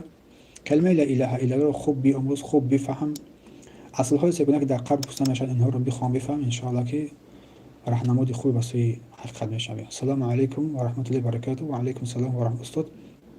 انشاءالله که خوب هستم. کمی صحبت میکرده در مورد مسلمانی که در میان خود تبریک میکنند این عید کفری رو و جشن میگیرند. باز ما یکیم ساعت در همین مورد صحبت کردیم. خود در کجا بودی؟ نو در اومدی. از یک نیم ساعت صحبت ما در همین موضوع بود. یک نیم ساعت تقریبا. و جزاکم الله خیرا. بارک الله فیکم.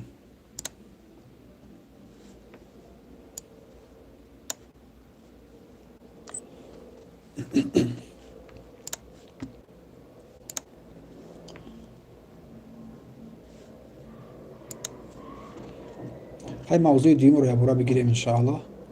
موضوع دویم درسی ما گفتیم که خطاگی هایی که در بین مردم پنج شده هستند هنگام ادای وضو و بعد از وضو. هنگام وضو و بعد از وضو خطاگی هایی هستند که مردم در آن گرفتار شده هستند. در این مورد کمی صحبت میکنیم. بسم الله و الحمد لله و الصلاة و السلام علی رسول الله. اما بعد، امروز این موضوع دوم در بیان خطاگی هایی که هنگام گرفتن وضو یا که بعد از وضو مردم واقع میشوند رو به شما ذکر و یادآوری می‌نماییم. اولا قول الله سبحانه و تعالی را میخوانیم و آن را ترجمه میکنیم، سپس میگذاریم بر بخش این مسئله. در بیان وضو گرفتن الله سبحانه و تعالی در سوره مائده آیت ششم میفرماید: يا أيها الذين آمنوا إذا قمتم إلى الصلاة فاغسلوا وجوهكم وأيديكم إلى المرافق وامسحوا برؤوسكم وأرجلكم إلى الكعبين. يا أيها الذين آمنوا، ای کسانی که ایمان آوردید، خطاب به سوی مؤمنان است. اذا قمتم، هنگامی که إلى الصلاة به سوی نماز برخاستید، فاغسلوا وجوهكم، رویهای خود را بشویید، و ایدیکم، دستان خود را بیشید، الی المرافق، تا آرنج، و امسحوا برؤوسکم، بر سرهای خود محض بکشید، و ارجلکم الی الکعبین، و پایهای خود را تا بجولک بشوید، و این کنتم جنوبا فطهروا، اگر در حالت جنابت باشد پس طهارت غسل نمایید. وإن كنتم مرضى أو على سفر أو جاء أحد منكم من الغائط أو لامستم النساء فلم تجدوا ماء فتيمموا صعيدا طيبا. اگر بیمار باشید یا در سفر باشید یا یکی از شما از قضای حاجت برآمد یا با زنان خود آمیزش کردید، فلم تجدوا ماء، اگر در این حالت ها آب نیافتید پس چیکار نمایید؟ فتیمموا، تیمم نمایید. با چی؟ صعیدا طیبا، با خاک پاکیزه. و چگونه تیمم کنیم؟ فامسحوا بوجوهکم و ایدیکم، با چهره های خود یک ضربه در زمین زده با چهره خود و دستان خود مسح میکشی. ما يريد الله ليجعل عليكم من حرج، الله سبحانه و تعالی برای شما وزمینی و سختی نمیخواهد، ولكن يريد ليطهركم، ولیکن الله میخواهد شما را پاکیزه نماید، وليتم نعمته، و نعمتش را برای شما کامل بنماید، علیکم لعلکم تشکرون، باشد که شما از زمره شکرگزاران قرار بگیرید. پس اهمیت وضو در نماز، اگر بخواهیم میگوییم اهمیت طهارت از برای نماز، وضو و غسل و تیمم. الله سبحانه و تعالی در صدر این آیت خطاب ندا کرد به سوی مؤمنان، ندا به سوی مؤمنان بود، بیان اهمیت این طهارت و نماز، بیان اهمیت نماز. چون این پاکیزگی دو قسم است، معنوی است، پاکیزگی قلب از شرک، از کفر، از بدعت و گناهان و معصیت ها، و پاکیزگی بدن است. برای همین الله گفت یا ایها الذین آمنو، بسوی مؤمنان خطاب کرد، ای مؤمنان. چون ایمان بنده با طهارت گرفتن زیاد می شود، با وضو گرفتن، با غسل نمودن، با تیمم کردن، با همه این قسمت ها وابسته بر نیت بنده، ایمان بنده زیاد می شود. زیاد و کم شدن ایمان از این هم وابستگی دارد. برای همین این آیت، آیه کریمه سوره مائده آیت 6 بیان احکام وضو و طهارت و غسل و تیمم را یک جا در بر میگیرد. برای شخص چی بیمار باشد، چی مسافر باشد، چی طهارتش شکسته باشد، از قضای حاجت بر آن، چی با همسر خود آموزش کرده باشد، همه حالت رو برای ما یک آیه کریمه بیان کرده است، احکام رو روشن کرده است. این مسائل مهمی هستند در حیات انسان. پس خطاگی های پهن شده که هنگام ادای وضو و بعد از آن واقع میگردد بندگان، اولا بعضی از مردم رو میبینیم که خطاگی های اولی که بعضی از مردم رو میگن در آن واقع میشوند، دستان خود رو هنگام شستن از زیرا شروع می‌نمایند، از آرین شروع میکنند. هنگام شستن دست ها از آرین شروع میکنند، از آرین میشویند تا بجولک رو، دستان رو، پنجه های دست رو نمیشویند، بلکه در وضو آن چیزی که بندگان باید شروع نمایند اول از دستان میشود. دستان را کاملا میشویی،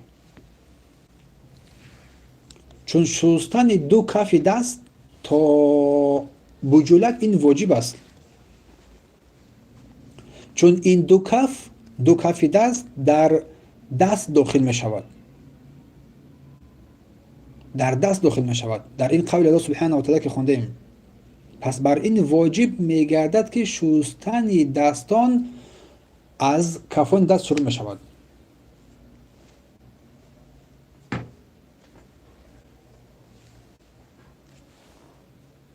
پس شستن دستان لازم می گردد و اول کفان دست شسته می شود و بعد از شستن چهره برای تو لازم می گردد که دستان تا آرنج بشویی. فهمو؟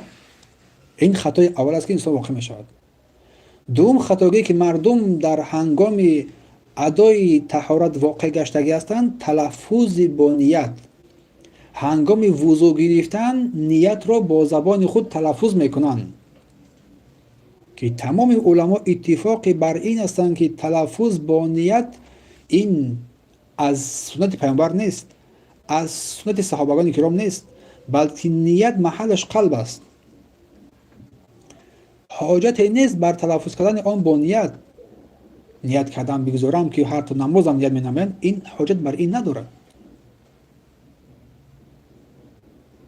چون پیامبر الله صلی الله علیه و سلم این کار را انجام ندادند و توصیه هم نکردند و نه صحابگان کرام این را انجام دادند.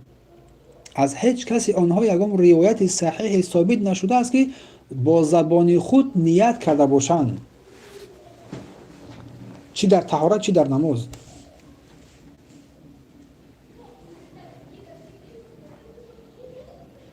پس بر ما لازم است که بر رسول الله پیروی کنیم، با اصحاب کرام، با علمای دین، و در دین چیزی را که نیست پیدا نکنیم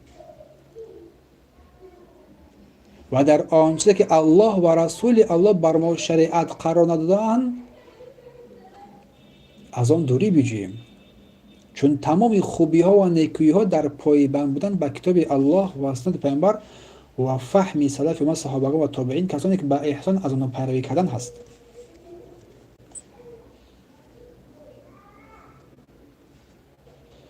دیگری از خطاگی هایی که مردم در هنگام وضو نمودن در اشتباه افتادگی هستند، اعتقاد بر این که وضوی انسان کامل نمی شود مگر اینکه البته باید 3 بار هر اعضای بدن شسته شود. این را لازمی و واجب دانستن بعضی از مردم که هر اعضای بدن باید 3 بار شسته شود. اما بدانیم که یک بار شستن آن واجب است، اتفاق است، یک بار شستن آن واجب است. چون رسول الله صلی الله علیه و سلم یک بار طهارت گرفتند و دو بار هم طهارت گرفتند و سه بار هم طهارت گرفتند با دلایل صحیح. پس بر تو ای بنده لازم است که از رسول الله پیروی نمایی. یک بار که واجب است، پیامبر یک بارم گرفتن، دو بارم کردن، سه بارم کردن هر اعضای بدن را. وابسته بر حالت تواناییت تو می توانی گاه یک بار وضو بگیری، گاه دو بار وضو بگیری، گاه سه بار وضو بگیری. هر اعضای بدن را شستن در نظر دارم ده. اشکالی ندارد. امر در این وسیع است. ولیکن برای خود واجب نگردان باید اگر که تو سه بار هر اعضای بدن را نشستی طهارت کامل نیست گفته. این اعتقاد را از سر دور بساز. و همچنین بعضی از خطاگی هایی که مردم واقع شدگی هستند، اگر بسم الله را در اول وضو تمام کردن فراموش کردن، بسم الله را در اول وضو فراموش کردن، گمان میبرند که وضوشون صحیح نیست، با اثر وضو میگیرن. اگر انسان فراموش کرد که در اول طهارت کردن بسم الله را فراموش کرد، هنگامی که در ذهنش در ذکر یادش آمد، آن هنگام بسم الله بیاد در هنگام وضو گرفتن. اگر وضویش رو هم تمام کرد به اتمام رسانید که بسم الله را نگفت، وضویش کامل است.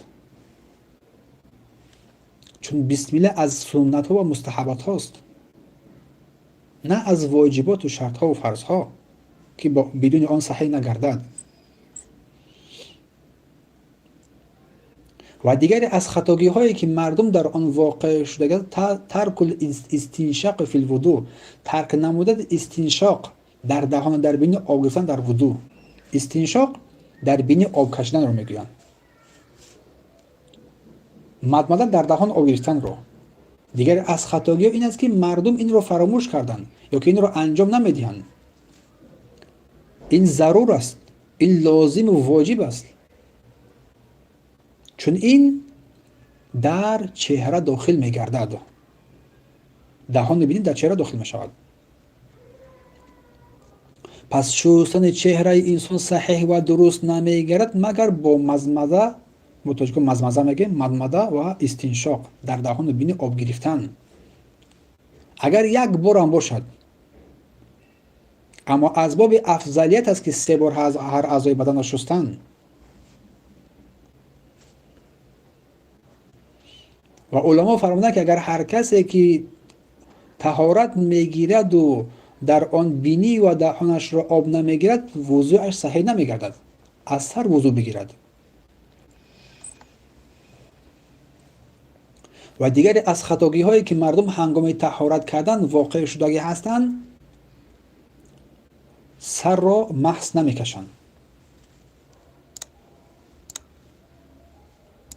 سر را محض نمیکشند.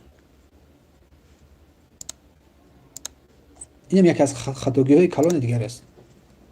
بر زن بر مرد هر دو برابر هستند در محض کشیدن. شخصی وضو گیرنده هنگامی که وضو رو میگیرد، هنگام محض کشیدن سر باید تمام سر رو محض بکشد. هر دو دست رو تر کرده یک بار از پیش همین خیلی به پایان ببرد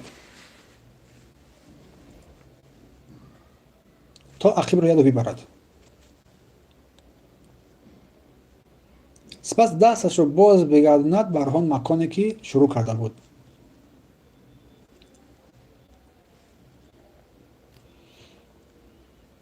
و دیگری از خطاگی هایی که مردم در هنگام گرفتن وضو در اشتباه افتادن، خطا کردن، اعتقاد بعضی از مردم بر ضرورت داشتن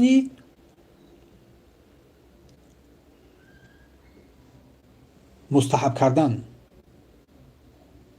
بعضی از مردم مستحب کردن را داخل کنانیدند در چیز؟ در واجبات. حتما بدون این طهارت نیست گفته. اگر انسان عورتش را شسته باشد، هرگاه هر وقت شسته باشد. سپس طهارتش شکست، یعنی که به وضو شد باد برآمد یا که بعد دیگر حالت طهارتش شکست، برای وی دیگر واجب نمیگردد که بار دیگر چیکار نمایی؟ بشویی، پیش پس رو بشویی. مستحب میگه ما. مستحب در واجبات نماز داخل نمیشه. مستحب تماما حکمش علاهیده است. هنگامی که اگر انسان دو مخرج اگر که غجر شد تو قضای حاجت کرده، در این حالت تو را پاکیزه می نمایید.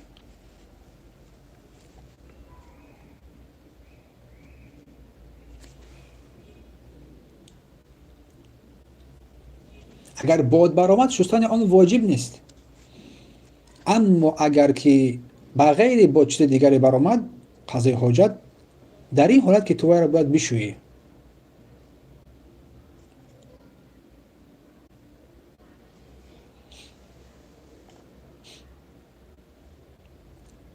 حتی اگر با کاغذ بالته با چیز هنگر که توانی پاکیزه نمایی، اینم صحیح میگردد. بعضی از مردم حتما باید بشوید، یا که یکی از این دو مقامش جایز است، یا که بشویی جایز است یک بار، چون در احادیث صحیح ثابت است پیامبر صلی الله علیه و گاه شستند، گاه استفاده کلوخ بردند، یا که متا یا که لته، هر دو اینها را هم جایز است، یکی از اینها را استفاده جایز براست. دیگر از خطاگی هایی که مردم در این واقع شدگی هستند در هنگام طهارت گرفتن، محض کشیدن گردن ها را محض میکشند در اخیر. حتی این امر مستحب نیست. محض کشیدن فقط برای سر است. دلیلی برای این سخن ثابت نیست. تا پایین سر، از دمیدن موی سر تا پایین سر یک بار همیشه محض میکشی، تمام. گردن دیگر لازم نیست، چی برای مردان چی برای زنان.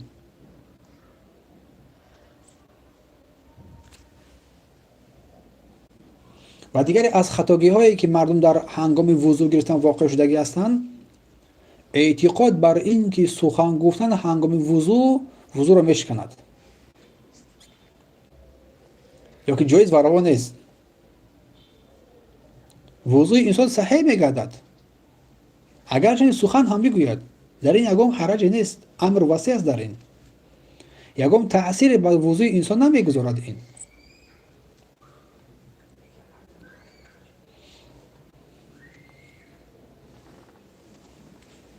و دیگر از خطاگی هایی که مردم در آن واقع شدگی هستند هنگام وضو گرفتن، خاصا این بر زنها مربوط است، هنگام وضو، هنگامی که در دستان خود لک دارن یا که رنگ ها دارن یا که در چهره هایشان، اینها رو نمیشویند، تازه نمیکنند، بلکه وضوی انسان صحیح نمیگردد. هر چه که در بالای ناخن یا که در تگ ناخن قرار دارد یا که در دست انسان قرار دارد باید او تازه کرده شود. رنگ هر چه که باشد، لک.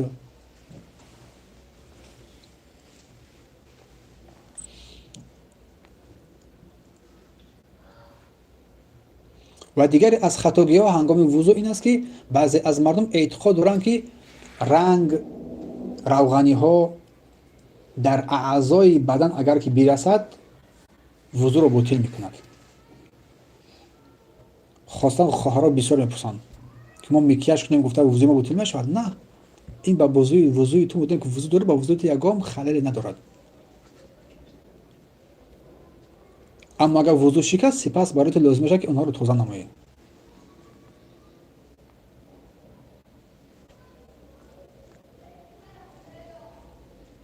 بارک الله فیکم.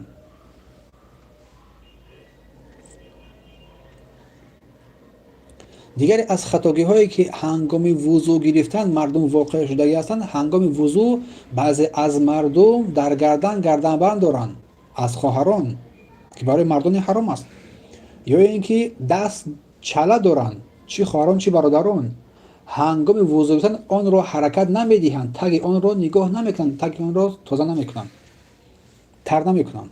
این دیگر از خطاگی است. اگر چله تنگ باشد یا که دستمانه، دستبند، حتما باید او را تحرک داد، حرکت داد.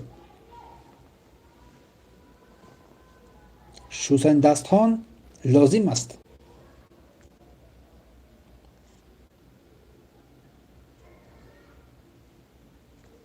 و دیگری از خطاگی هایی که مردم در آن واقع شدگی هستند، برای شستن گوش ها آب نو میگیرن. گرفتن آب نو برای شستن گوش ها، اینم ثابت نیست. اینم بر یک آب تو میگیری میشویی. همین که مغز کشیدی سر رو، با باقی مانده همون آب که پشت گوش و پرهای گوش رو میشویی. و همچنین پیش گوش که اینجا مکانهای سفیدی هست، اینجا رو هم میشویی. بعضی از مردم اینجا رو شاید ترک نمی فراموش کنن، خاصا مردم که ریش دارن. بعضی مردم ریش دار نمونده است، همه خودشون تشبیه به زنا کردین، یا اینکه از ترس، یا اینکه از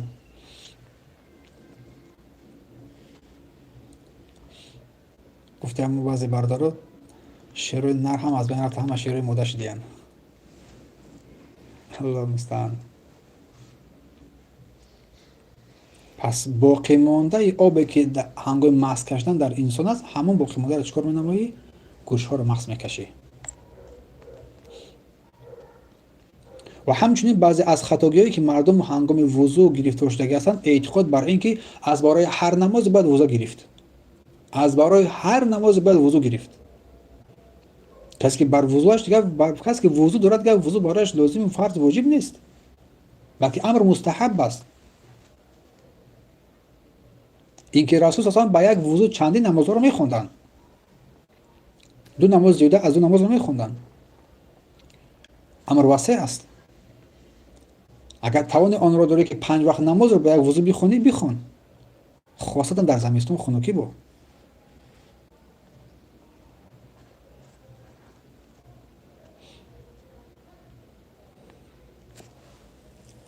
و همچنین دیگری از خطاگی‌هایی که هنگام وضو قرار میگیرد، مردم هنگام وضو گرفتن بین انگشتان خود یا که بالای انگشتان خود مکانهایی که خیلی چخرک هستند، جای شکسته بندی ها، پیوندی ها، همینجا رو اهمیت نمیدن، باید اینجا شکیده شود.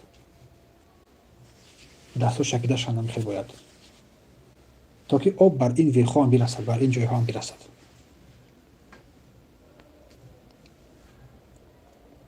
و همچنین دیگر از خطاگی‌هایی هست که هنگام آب رو بر پای ریختن، شستن پای، همون رو باید بشکن. نه، همین آب که همین رسید، بدن رو آب رسید و هیچ چیز بسنده است.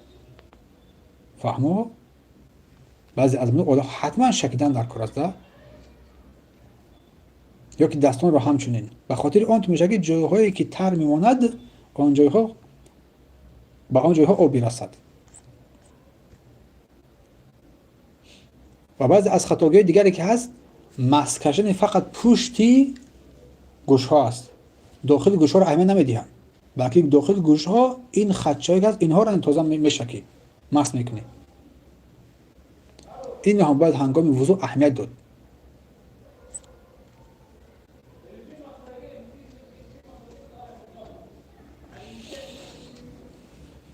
بارک الله فیکم.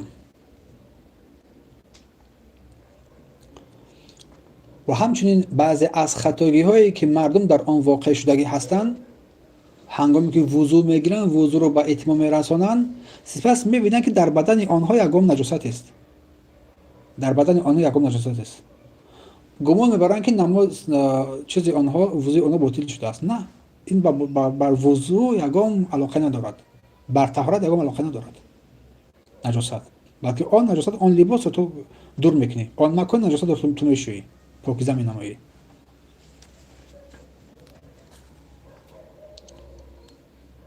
امیدوارم که مسئله برایتون بیان شده باشد. هست یگام سوال دیگه مربوط به همین وضو در ذهن این شما؟ یگام کلمه، یگام چیز اومد؟ اگر باشد گپ زنید. شاید یگام چیز باشه که ما ذکر نکردیم یا که فراموش کردیم.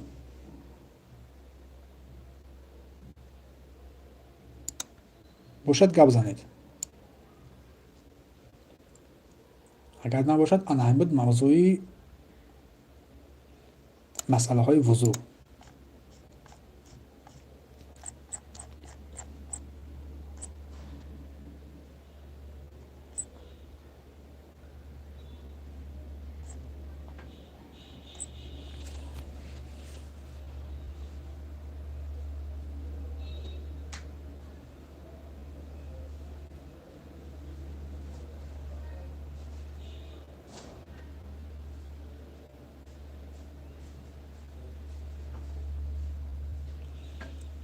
саволҳои ман мавзӯи аслҳои сегуна дар қабр диҳа мешавад. фикр мекунам мавзӯи сегуна дар қабр ҳамаи суолоти даҳумҷа мегӯӣ иншоаллоҳ. майли хай биде суолотро бинавис, иншоаллоҳ ҷавоб мегардонему, агар ки дар он ҷо набошада, чун баъзе ҳолат баъзе аз суолҳоеро медиҳӣ бародари гиромӣ ки дар он ҷо ҳамаш аст, ҳамаша зикр кардаги ҳастем. Аслҳои сегунаро ҳам гӯш биде, ҳамчунин не бинавис ёки голос кун, фарқ надорад.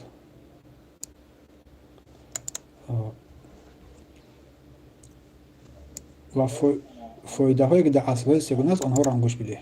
Бале бародар, баландтар гап зада, овозро бишнавем.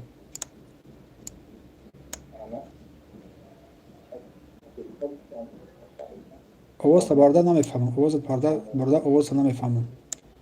Агар овози маро бифаҳмем, овозро намефаҳмам. хубтараш ки бинавис, суолата зудтар бинавис, суолата. овозат канда меояд, бо паст аст ҳамчунин. бинавис.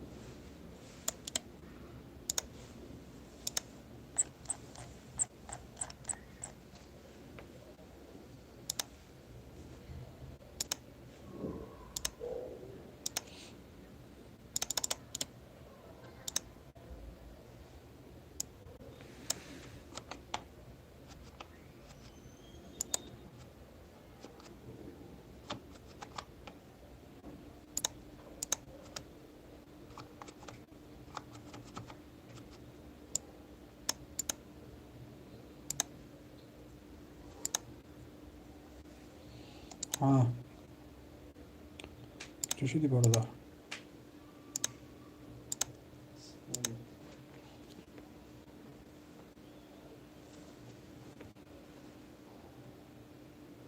بچه جیبیتی کار کنیم اوید ترجمه کنیم بچه جیبیتی همین دیگه بچه جیبیتی همه جزی کدگی اسازیر چه جیبیتی دروغ‌های عثمانی میگه یا دروغ‌های میگه یا تو کامپیوتر لگه اوید دروغ‌ها را نمیگن چه جیبیتی را تماما همین دیگه چه جیبیتی تماما دین تونه برباد میته ترجمه هست یک ترجمه هست من ترجمه را پسان برایش حاضر میفرستم اگر که فرستنده شود میفرستم از آن ترجمه شما استفاده برید بهره بگیرید ایرا چی میفرستی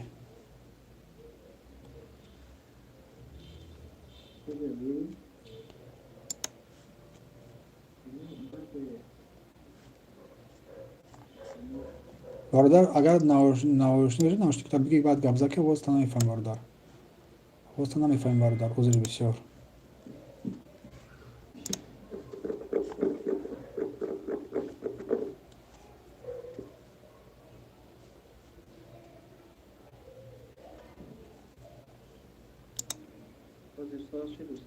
ساز شد گپ زد برادر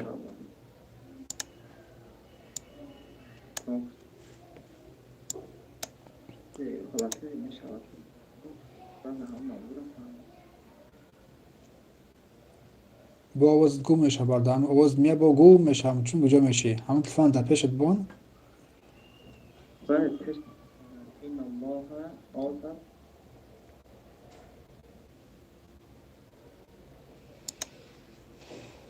بنویس ایدا بنویس برادر خودت صدت نمیشه برادر عذر بسیار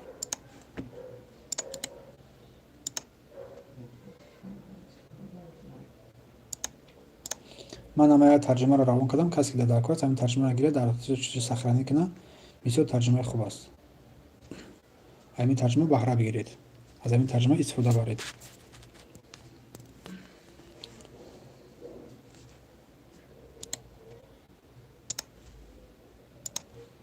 از همین ترجمه استفاده برید انشاءالله که از این ترجمه خوب است بهره میگیرید در تلفنتون سخنش کنید.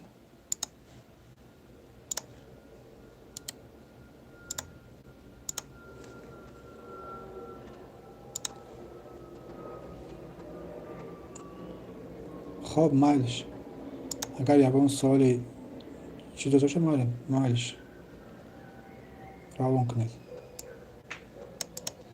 یگان سوالای مهم داشته باشد مایلش.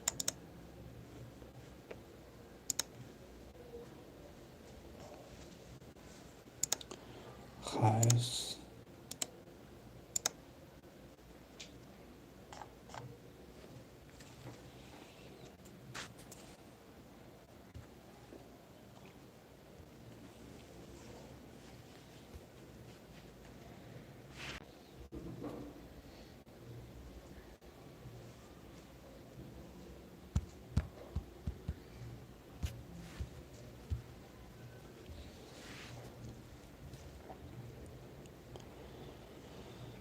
سبحانك اللهم و بحمدك اشهد ان لا اله الا انت استغفرك و اتوب الیک. در امان الله باشید. الله حفظتان کند. باز انشاءالله که روز نصیب باز در علاقه و درس هستیم. الله شما را از همه شر بدی ها حفظ نماید و همه موشون از اهل خیر و از اهل سعادت از نیکومندان قرار بدهد که پایبند کتاب الله و سنت پیامبر صلی الله علیه و سلم باشیم. الله بر شما توفیق بدهد. بعضی از کسان در چند درس نبودن با امروز اشتراک کردن. کجا میگردید؟ الله حفظتان کند.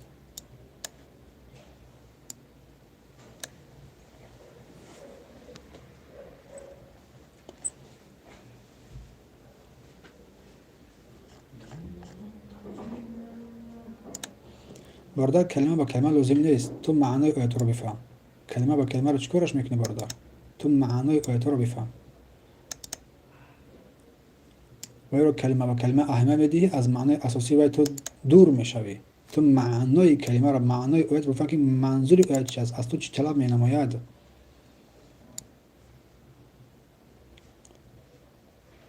با او کلمه اهمیت میدی از همه چیز میمونی.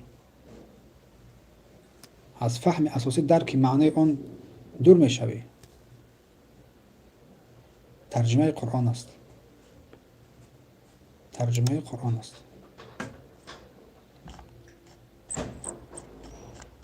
بارك الله فيكم.